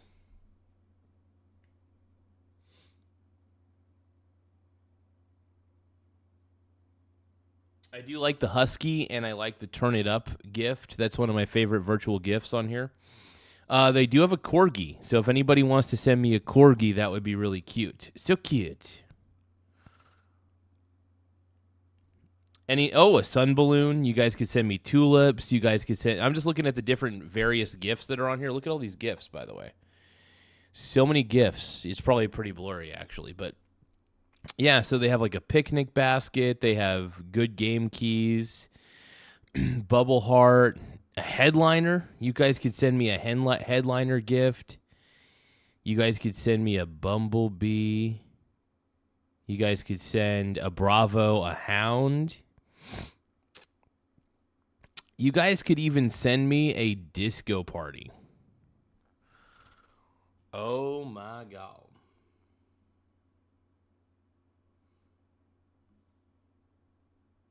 So yeah, you guys could send me like a castle, a racing game, a disco party, a night market. Wow. That's stunning, bro. If you guys ever want to send me a bunch of gifts, man, I just want to let you guys know that Happy Poop Yum Yums are my favorite gift, man. But I do appreciate you guys sending all the gifts, though. I really do. Let's keep going. Going on. And it was a big decision. Do we cancel the games or do we not? And when you cancel, you're sort of playing right into the hands of these nut jobs, and they are. They're really sick people. I don't want to have an event like that. It was a great event. That was an event, so I refused to do it the first 4 years because I felt the press treated me very unfairly. I had a right not to do it. I didn't do it, and the thing died. It was dying.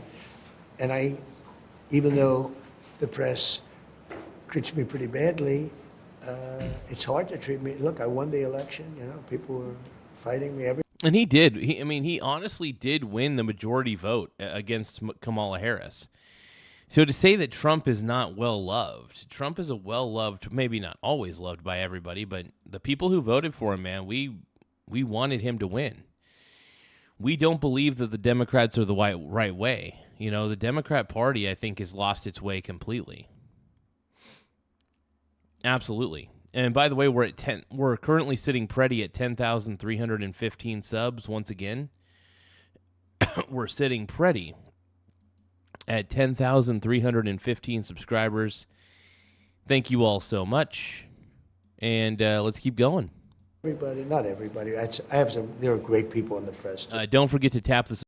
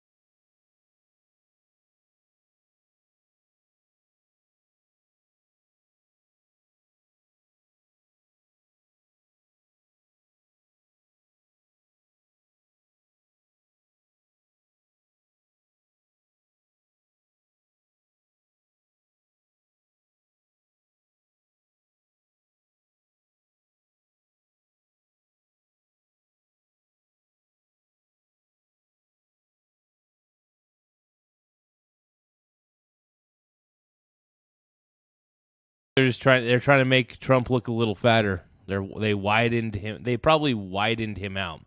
60 Minutes is good about.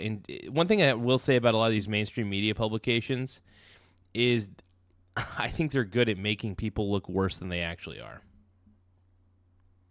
And they're good at, and the reason I think they do that, allegedly, in my opinion, is because, I don't know, if they don't like the guy, they're going to find a way to make his life miserable.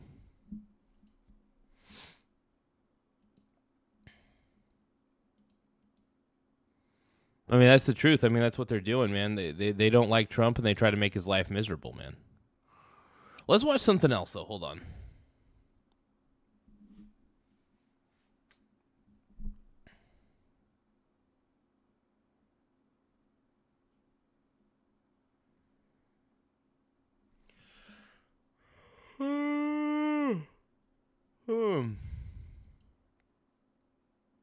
Let's see what the algorithm picks for me.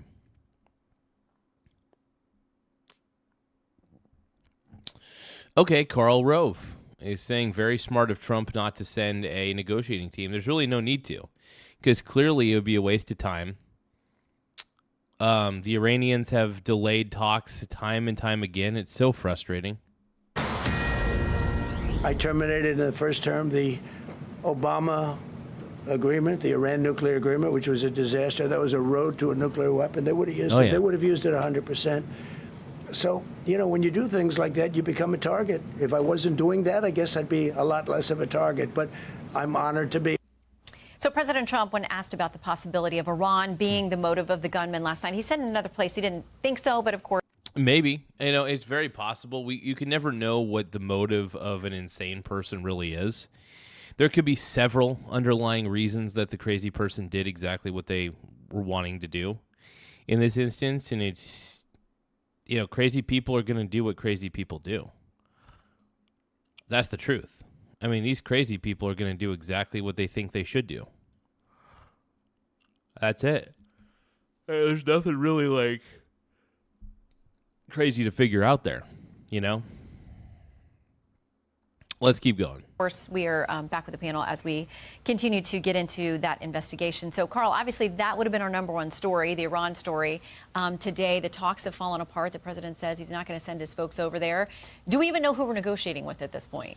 Well, we know that we're negotiating with the Revolutionary Guard leadership, which... No, Karl frickin' Rove. I didn't even know he was... I didn't know he was still in the world of politics. I thought he retired a long time ago,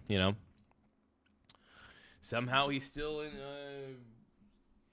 in on the political crap, Crazy. Which are far more fanatical than whom we've been used to dealing with in the past. It's odd to think about the regime being split in half between extremists and even more extremists. Mm-hmm. And we hope to deal with the... Well, I mean, that's kind of what you have in Iran. Iran's military and their government is filled with nothing but crazy people. So, I mean, it's kind of wild.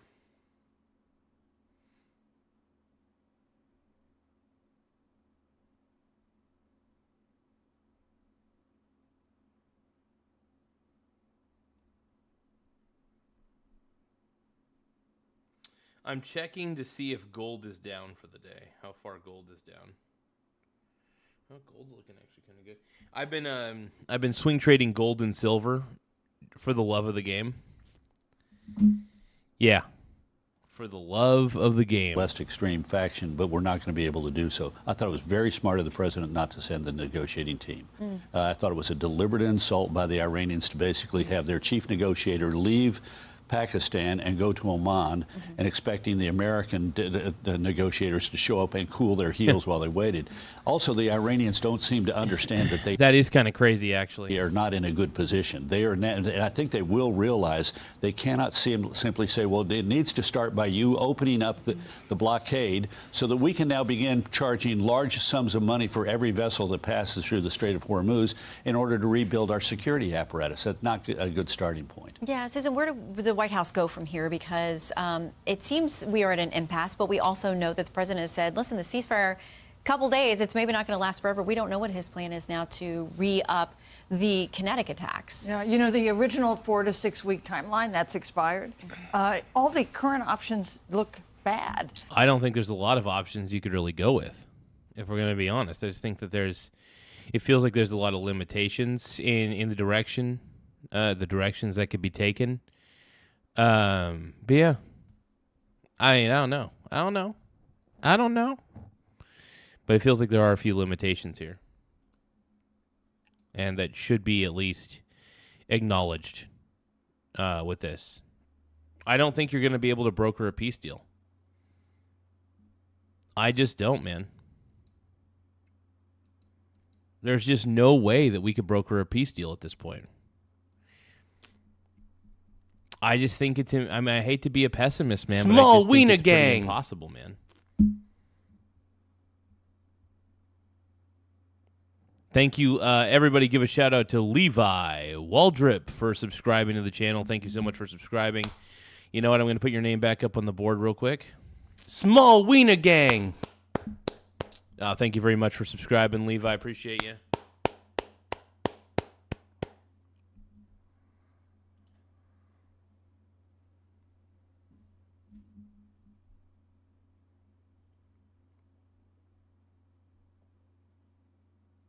Give me one moment.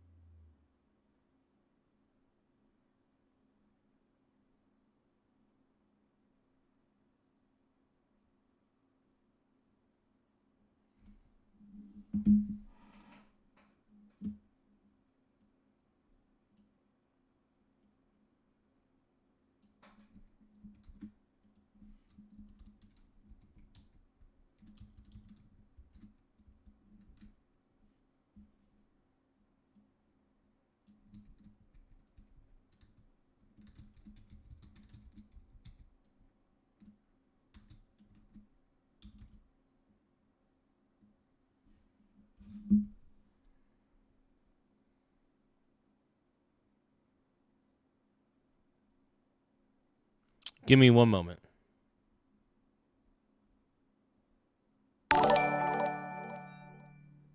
Hey, thank you so much to the Riddler 2 for sending sparkles. I appreciate it.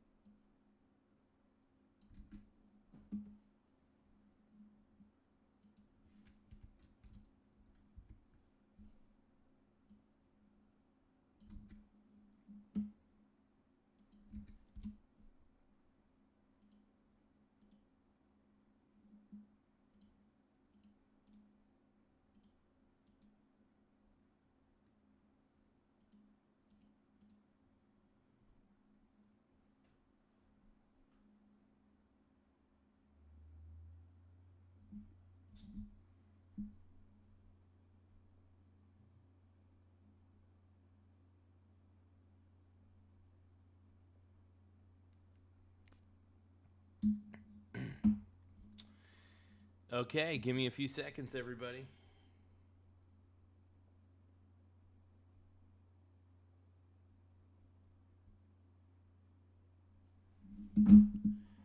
If I could, then I would.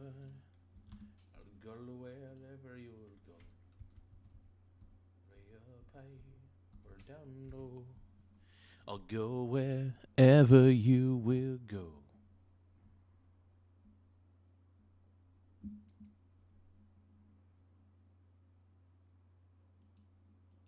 The option to increase a tax, hit civilian infrastructure, as the president has threatened, the possibility of making a deal that does not perhaps put us in a better position than we were before the war began.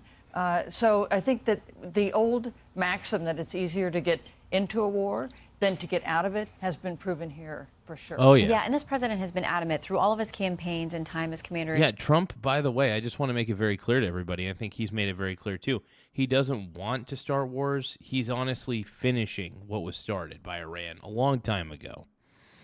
Look, Iran started this ultimately, and Trump wants to finish it.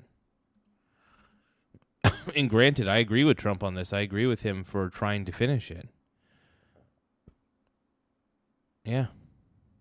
Chief, he doesn't want us in anything that is protracted, and his supporters very much are telegraphing to him that they agree with that. That's what they'd like to see. Kellyanne, you're our pollster, so let me bring this up. This is our latest Fox News polling on this. Support for the current U.S. military action against Iran. And by the way, our polling shows people think our military is doing a great job. This is about whether or not we should be there. Support 45%, oppose 55%. This is not a winning issue for the president. Well, that doesn't surprise me. I can't imagine Americans like war, like bombing. But what they don't want is for the best polling questions, and Fox News asked this early on, do you want Iran to have a nuclear device? No. And if that's why people believe that we're there and that this started, and they do also believe that when an Iranian official said just this week, we have a right to a peaceful use of nuclear weapons. They do not. Well, first off, I love how they're saying a peaceful use to nuclear weapons. No, you should not. The Iranian government should not have any ability to create a nuclear weapon, period, end of story. They deserve no ability to create a nuclear weapon, period, end of story. I think you guys know that I'm right in my heart of hearts.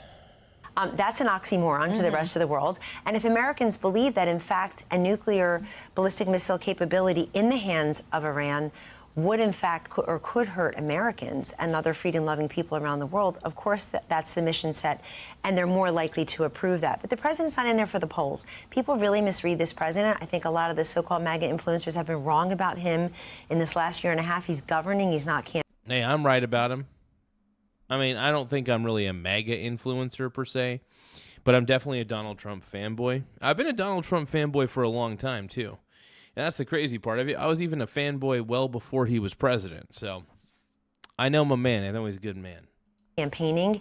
And here, he's a guy who's just not going to look the other way. 50 years of diplomacy or pallets of cash or engagement or containment or pushing back. And yet Iran was on the doorstep of nuclear capability. They were on their way to becoming the next North Korea. Unlimited drones and ballistic missiles. I think President Trump has all the levers here because our own Mark Thiessen at Fox News had a fascinating podcast this week with the U.S. Treasury Department's foreign controls gentleman. And that gentleman talked about how Iran suffers the most with the Strait of Hormuz in this blockade because they rely on it for 95% of their commerce getting through. 51% of the oil proceeds go to fund the REGC, who, as Carl correctly points out, is running the country right now, the fanatical group. That stands for Islamic Revolutionary. There's so many stupid factions in Iran, it's tough to keep up. I mean, their government I always felt like was pretty fractured to begin with. It felt like a big old pirate ship. I just don't feel like anybody really communicates with anybody, unfortunately.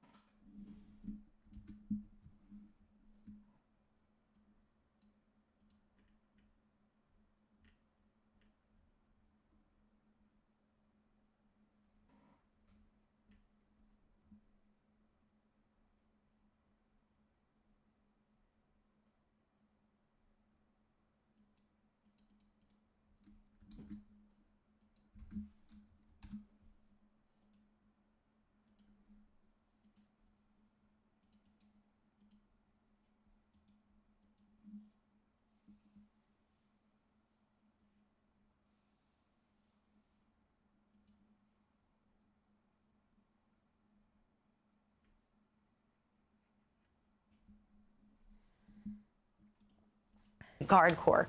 And people should know that. So they're suffering the most. If they're suffering about $13 billion a day if the blockade continues. And this gentleman at Treasury said, if this continues, that Iran will be forced to stop its oil extraction, and that will hurt them for generations to come. We don't rely upon the Strait of Hormuz because we are energy independent. President Trump has made us that way over his 2 terms. China does, Europe does, but this hurts Iran most of all. Well, and for decades, presidents of both parties have said we can't let them get a nuclear weapon, and they are a menace to society, not to mention the proxies, Hezbollah, and all of these other things. So do you give President Trump any credit for taking this on? Not at the moment. He said this would be over in 2 weeks. We're at 2 months. This is 8 weeks.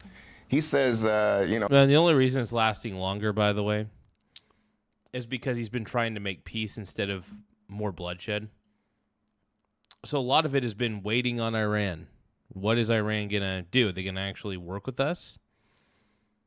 At this point, though, I just don't think there's any hope, man. I don't think there's any hope. You know, they can call to get these negotiations started. Why are we waiting by the phone? He said they were obliterated. He said they were defeated. He still says they're defeated. But there has not been regime change, as Kellyanne said. In fact, as Carl said, the Army, the Revolutionary Guard, they're harder line in some ways. They're more radical than the people who were there. They still have the nuclear material. The Strait of Hormuz is blocked. It wasn't blocked before. We're sending more warship, more people. Why are we waiting by the phone? I think it's true that the Iranian economy is going to suffer, but our economy is suffering, and there's a threat of global recession when you have oil prices raised. Oil prices have gone up $30 in the last 2 months. So Iran has lived through decades of sanctions, and at this point, you know, it's like two guys going head to head, and they're saying, I can take more pain than you can take, and I'm going to win this fight. This is Ali versus Frazier beating each other up. To what end at this point? And that's why I think, having lost so many of our allies, the threat of global recession, I just don't think this is a good place to be. Well, I don't get the impression this president is going to be sitting by the phone waiting for them to call. I think he has some other plans with respect to Iran. We'll see in the days to come. I want to quickly get to this other issue of redistricting. Virginia has voted to change its representation in these House districts from 6-5 favoring Democrats to 10-1 favoring Democrats. The Virginia Supreme Court will hear arguments about that tomorrow. Carl, do you think that there's a real legal possibility that they stop this in its tracks? I've talked to lawyers about it, and there seems to be a good shot at doing this, whether it happens or not, in a highly polarized environment we are. But look, who knows what'll happen, man? Let's see. Let's be honest. This whole thing of redistricting, which started in my home state of Texas, we were never going to get 5 Republican seats out of that redistricting. But let me just tell you, looking at the California maps and the Virginia maps, if they stand, this whole exercise will have spent lots of time, lots of effort, lots of political capital, and the Democrats will come out a point or two, a seat or two ahead of the Republicans in it. This was, in my opinion, foolish to begin with. We've wasted a lot of time, a lot of money, and a lot of credibility by engaging in this. Both sides. It has further caused the American people to say, you're just all playing political games. You don't care about us. A political wash, but I think the real effect may be how it's energized Democrats, because they were encouraged that Democratic governors fought back once Texas started. Baloney. That matters in the greater scheme of things about this much.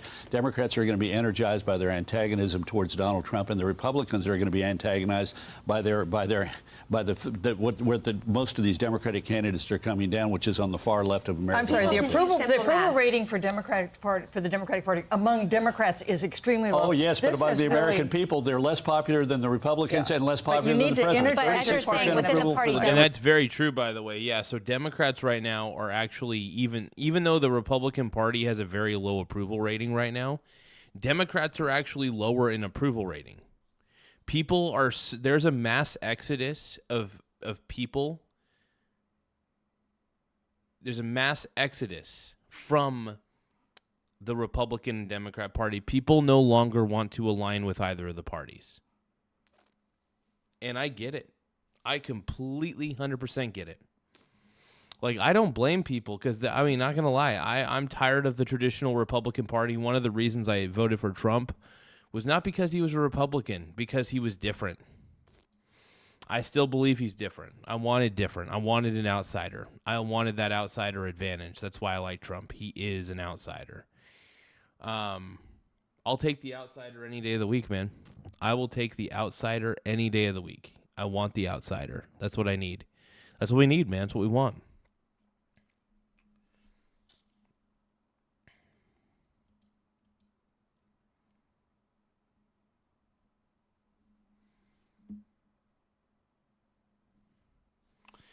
Let's keep going. Democrats want to see more action.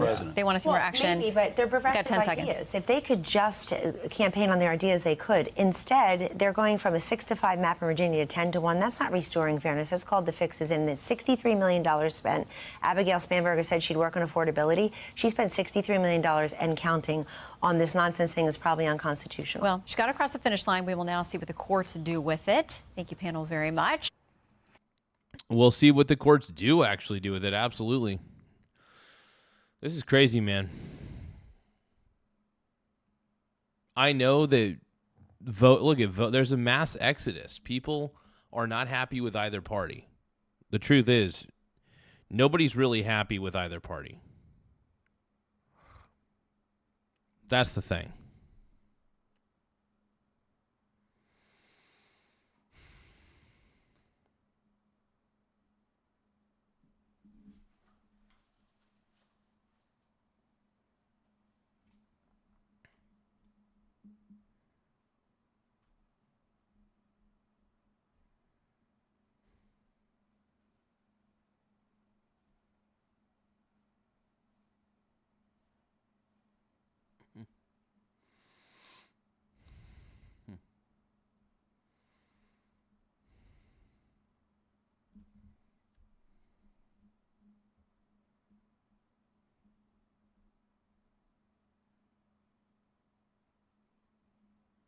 Give me a few moments.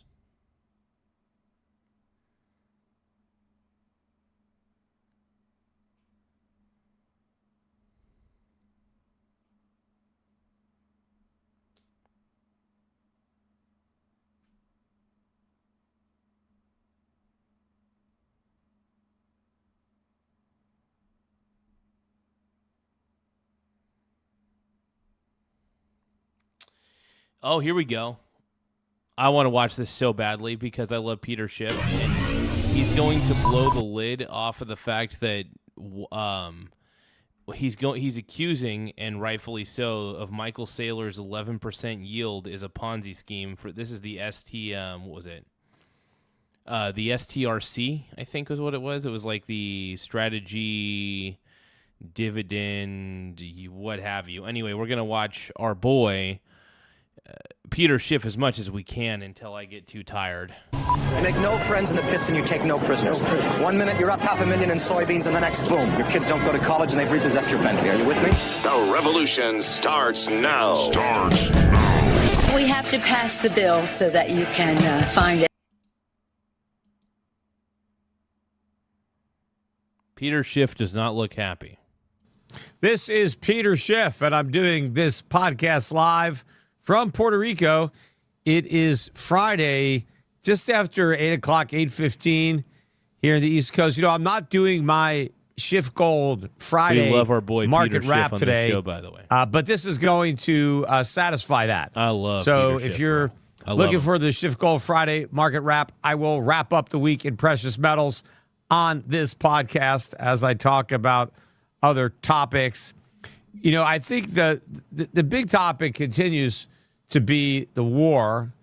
And, you know, we're almost 2 months in to the war now. It started just at the end of February, and we're pretty close to the end of April. I mean, not quite. We still got maybe another week or so. But, you know, it'll be 2 months into the war. But when the war started, the timer's not working. When the war started okay. People thought it would be over very quickly. You know, they were talking like, 2 weeks to stop the spread, right? We were supposed to crush them really fast, and, they were going to succumb. We had this huge war machine, and so it would be over very quickly. And if you remember on the podcast, I was casting. I still think this is, look, I think 2 months is still pretty quick, and considering it's pretty much over. I mean, Iran's military is still cooked. You guys can't forget about that. Donald Trump and the U.S. military were able to get rid of the entire Iranian Navy, dismantle the entire, pretty much the majority of the military for Iran, and also think about it this way. Not only that, losing my train of thought. Hold on, you guys.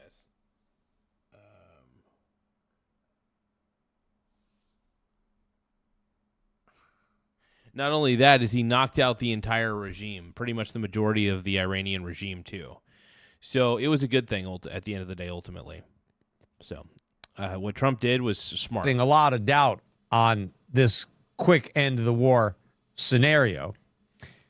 But now the markets are starting to factor in that the war is kind of coming to an end. I mean, the Dow didn't make a new high today, but the S&P and the NASDAQ are at new record highs. So clearly there's not a lot of concern among stock investors. And there shouldn't be. I mean, look, Trump's got this, dude. Trump's got this under control. There shouldn't be any sort of worry to begin. I mean, if people want to worry, that's up to them. But at the end of the day, there's not much to worry about at this point. I just don't believe there is. I really don't. I think that Peter Schiff is a little more pessimistic about Trump than I am. I'm a Trump fanboy. He's not, but I have mad respect for Peter Schiff. He's a very intelligent dude. I love his investing theories. I really enjoy watching this guy, listening to this guy. He is a smart individual. A little pessimistic sometimes for my taste. I can only take Peter Schiff in small doses, but he overall is a very, very intelligent fellow. Investors. I mean, oil prices were down a bit on the week, but not that much. I mean, oil is still $94.40, something like that, is about where it went off. Obviously, prices could be a lot higher, but this is still a much higher price. We're 50% above where the price was before the war started. But we're really no closer to winning this war now than we were 2 months ago. And we have a lot fewer missiles and bombs left. I mean, we've blown through a tremendous percent of our arsenal. And now we're in a position that, I mean, if we keep doing this, I mean, we're gonna run out. And at this point, what are we going to be blowing up? I mean, are we going to be blowing up stuff that's less valuable than the bombs that we're dropping or the missiles that we're launching? And it's going to cost us a fortune to, reproduce these, and obviously the companies that manufacture them are very excited about getting these orders, but still, it takes a lot of resources that to be devoted to making these. In the meantime, the Chinese are probably very happy to see us, depleting our arsenal while theirs is, just fully stocked. Maybe the Russians are happy about it too, but it seems like the war is kind of sidetracking now because of the extension of the ceasefire. And again, part of the ceasefire is we're running out of stuff to fire, right? So that probably serves our interest. But Trump is now casting the war as an economic war, that we're just going to wait it out because we've got this blockade now. Remember, it used to be about opening the Strait of Hormuz. We were trying to threaten Iran. In fact, Trump was going to level the entire country. The civilization was going to be destroyed, never to return. It was going to rain down hell. There were all sorts of threats about blowing up the power plants, blowing up the bridges, if they did not open the Strait of Hormuz. Where have we gone from there? Where now you won't open up the Strait of Hormuz? Fine. We're going to close it. And that's where we are, right? So we've now closed what we were threatening to wipe Iranians. Not necessarily. So the blockade doesn't, I will say this to Peter Schiff, the blockade does not fully cut off all traffic. What it does is it makes it to where the traffic must get permission to pass through, pass out of it, or pass into it, right? So what Donald Trump's what this Navy blockade actually does, and I don't think people are understanding this, but what this blockade is meant to do is not to cut off all traffic, but basically to prevent Iranian traffic from coming through, making it to where Iranian tankers cannot go through the strait. That's the whole point of this. The whole point is to prevent Iran from getting any further through the Strait of Hormuz. That's basically it. It's as simple as that. It's not. This is not complicated. It doesn't have to be. But yeah, Peter Schiff, I love you, but you're wrong on that one. And by the way, the only people who are really forbidden to cross is Iranian tankers. That's it. So civilization off the face of the earth. If they didn't open it, we've now closed it on our own. And what we're saying is, okay, Iran, let's see how long you can live without your oil revenue. Because before... Remember, we're only closing it off to Iran. We're making it to where other tankers can go through without any problems. But if it's an Iranian tanker, and if they try to pass, they're going to be fired upon. And that's all there is to it. Straight up. You are only letting certain ships go through. Now we're going to make sure that no ships go through. Now, how is this a win? Because what we've done is... I'm not feeling Peter Schiff on this one. I'm not feeling it. Ensured that the price of oil goes even higher, right? We're shooting ourselves if the goal was... Hey, thank you so much. I want to give a shout out to Andrea Marie. Thank you so much for the 100 for 2 jewels. Anytime we get gifts, it really does help us out. So give a huge, warm welcome and shout out to... We appreciate all gifts. Thank you so much for the 100. You rock. Big shout out, though. Thank you, Andrea. I appreciate that big time. Anytime we get a gift, obviously, we're very thankful.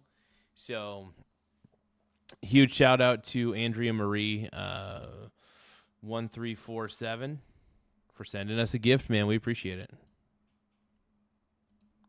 Was to open the Strait of Hormuz, and now we're the ones that are closing it. Maybe people have lost the irony here of where we are. But Trump, again, is underestimating, I think, the Iranians, because obviously he underestimated their tolerance for being... You kind of have to... Well, you don't need to underestimate Iran, but you can't overestimate what they are either. Here's the thing. Here's the thing. At this point, you kind of should underestimate Iran because their entire navy is at the bottom of the ocean. Yeah, their entire navy is at the bottom of the ocean because of Donald frickin' Trump, bro. Boom.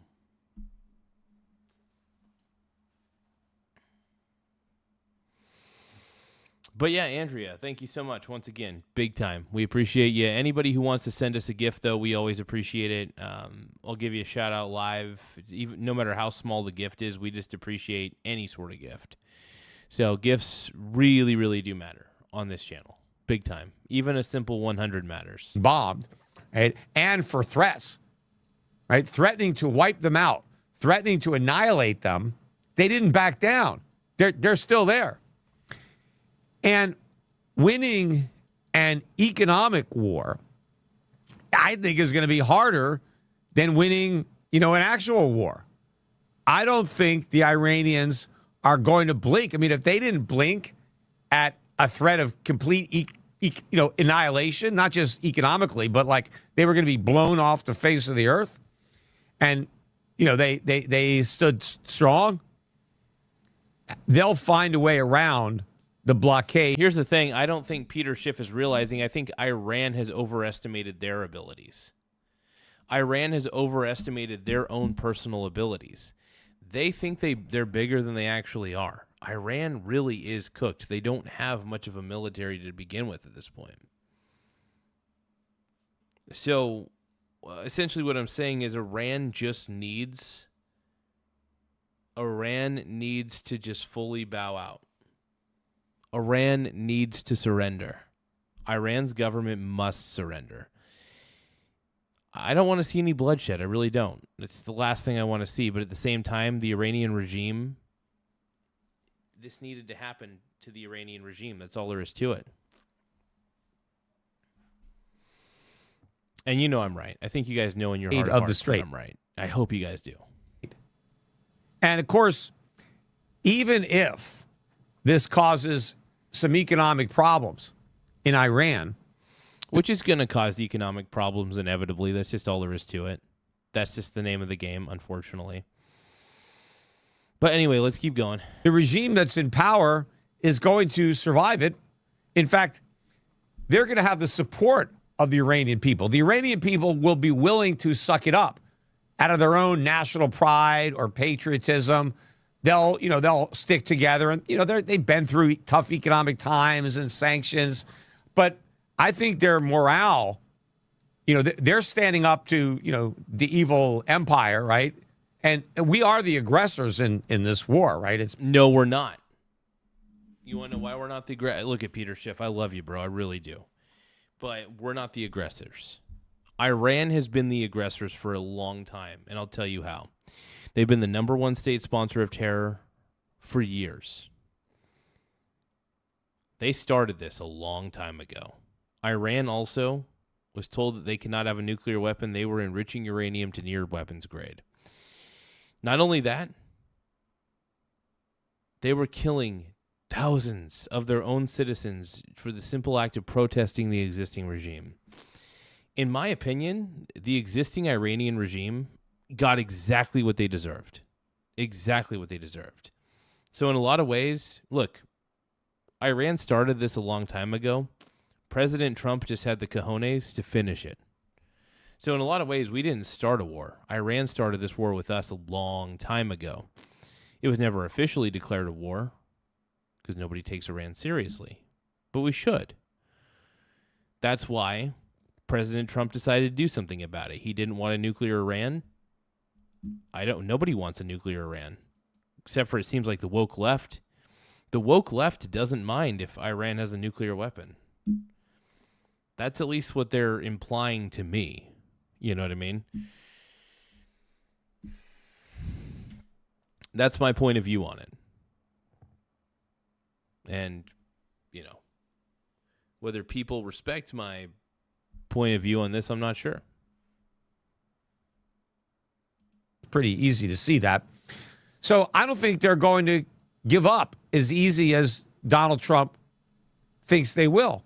And I think they have an easier time politically. And as much as Donald Trump wants to talk about regime change, the regime has not changed. It is the exact same regime. Now, yes, we killed some of the people, so there's new people, but they're new people from the same regime.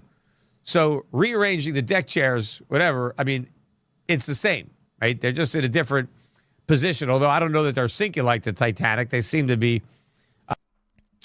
80% of America supports me. Hell yeah. Thank you so much. They do. Hey, Chill Toad 666 is Yo Garzalina. I love you, my brony brother. I love you too, Chill Toad. Everybody give a shout out to our boy Chill Toad 666. For your side, you see the lows and then the trolls. Brad Stevens says, R.I.P. Don't be dissuaded. We're winning. Dude, yeah, we are absolutely. We're absolutely winning hard, and we're actually winning this completely, and nobody wants to admit that. This war is being won by the U.S. military. Straight up. The U.S. military's kicking butt, dude. The U.S. military's kicking butt. If you guys can, don't forget to tap the subscribe button in the upper right-hand corner. We're currently sitting pretty at 10,316 subs. Once again, we are sitting pretty at 10,316 subscribers. So don't forget to tap the subscribe button in the upper right-hand corner. Floating. Let's go. But we haven't changed the regime. And for all we know, the regime that's there now is more hardline than the one that we wiped out. I think that we are more vulnerable politically.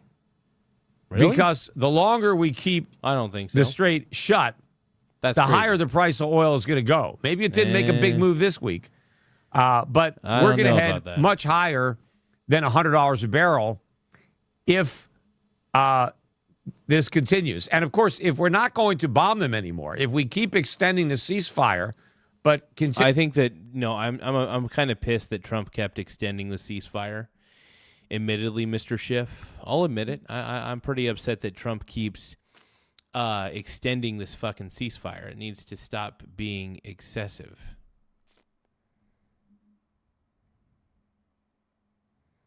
But I do appreciate it, you guys. Continue to blockade, it's going to lengthen the war. Because why give in, right? The political pressure is going to be in the U.S. We're the ones. Trump will have to blink because at some point, if oil prices keep rising. E.T. says, Garza, I'm making chili mac just for you. Thank you, my brony bro. I appreciate it, man. The stock market is going to roll over. We had a big up week this week. The Dow's not back up at 50,000, I don't think, but the Dow was only up about 0.5%, S&P up 0.7, but the Nasdaq was way up on the week, 1.7%. Almost all those gains today led by Intel, which was up almost 24%. Yeah. Of course, the government now has a stake. Here's the thing, and yeah, I'm a little bit weirded out by the government having stake in Intel, at least a high level of investment in there. I feel like the only bad decision I made was I didn't stock up more on Intel stock earlier. Now I do have Intel stock, and I got it at a pretty low valuation, but I'm actually kind of sad that I didn't buy it at.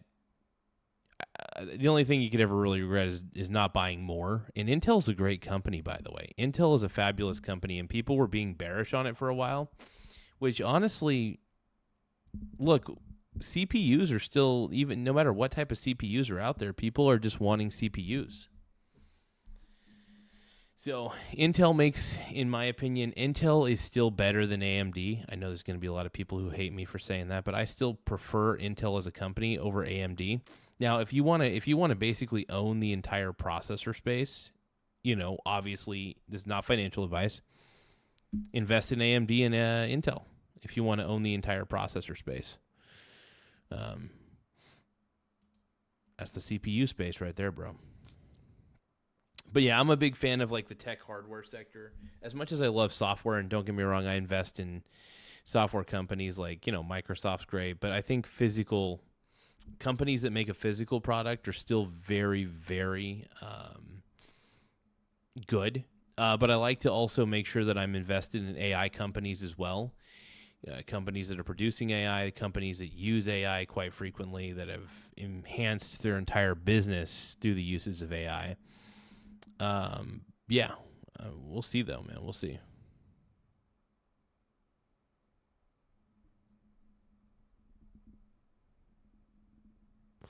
Anyway, though, I got to admit I'm a little bit tired for the rest of the night, you guys. What I'm going to do is this. I'm going to end the stream for now. And if you guys want to send a gift, feel free to send any kind of gifts before we end the stream. I'll give you guys a 10-second countdown to send any. If you guys want to send happy poops, happy poop happens to be the favorite gift of this channel. That is the number one virtual gift for this channel is the happy poop yum yums. So if you guys do want to get a shout out and send a happy poop, honestly, any gift you'll get a shout out. So feel free to send any sort of gift that you want. But no, I really am tired at the moment. I'll catch you guys later. But here, let's do the 10-second countdown, okay? 10, 9, 8, 7, 6, 5, 4, 3, 2, 1. We're ending the stream. E.T. Phone home. Hey, thank you, Mr. Hero. I appreciate it. I'm going to give a shout out to Hero. Thank you for the 676767. We appreciate the 67. So anytime you guys want to send me 67s, I appreciate that too. Yeah, but don't forget to tap 67 and whatever else you guys want to tap. And no, I appreciate you all for sending jewels, though. It's very, very, very sweet of you guys. Very appreciated. I care about you guys, man. I want to see you guys succeed, and I just, we do need to. The best way to fund the channel has been through gifts. It really has helped. So if you guys can, like I said, feel free to send gifts of any kind. Gifts really do help, but.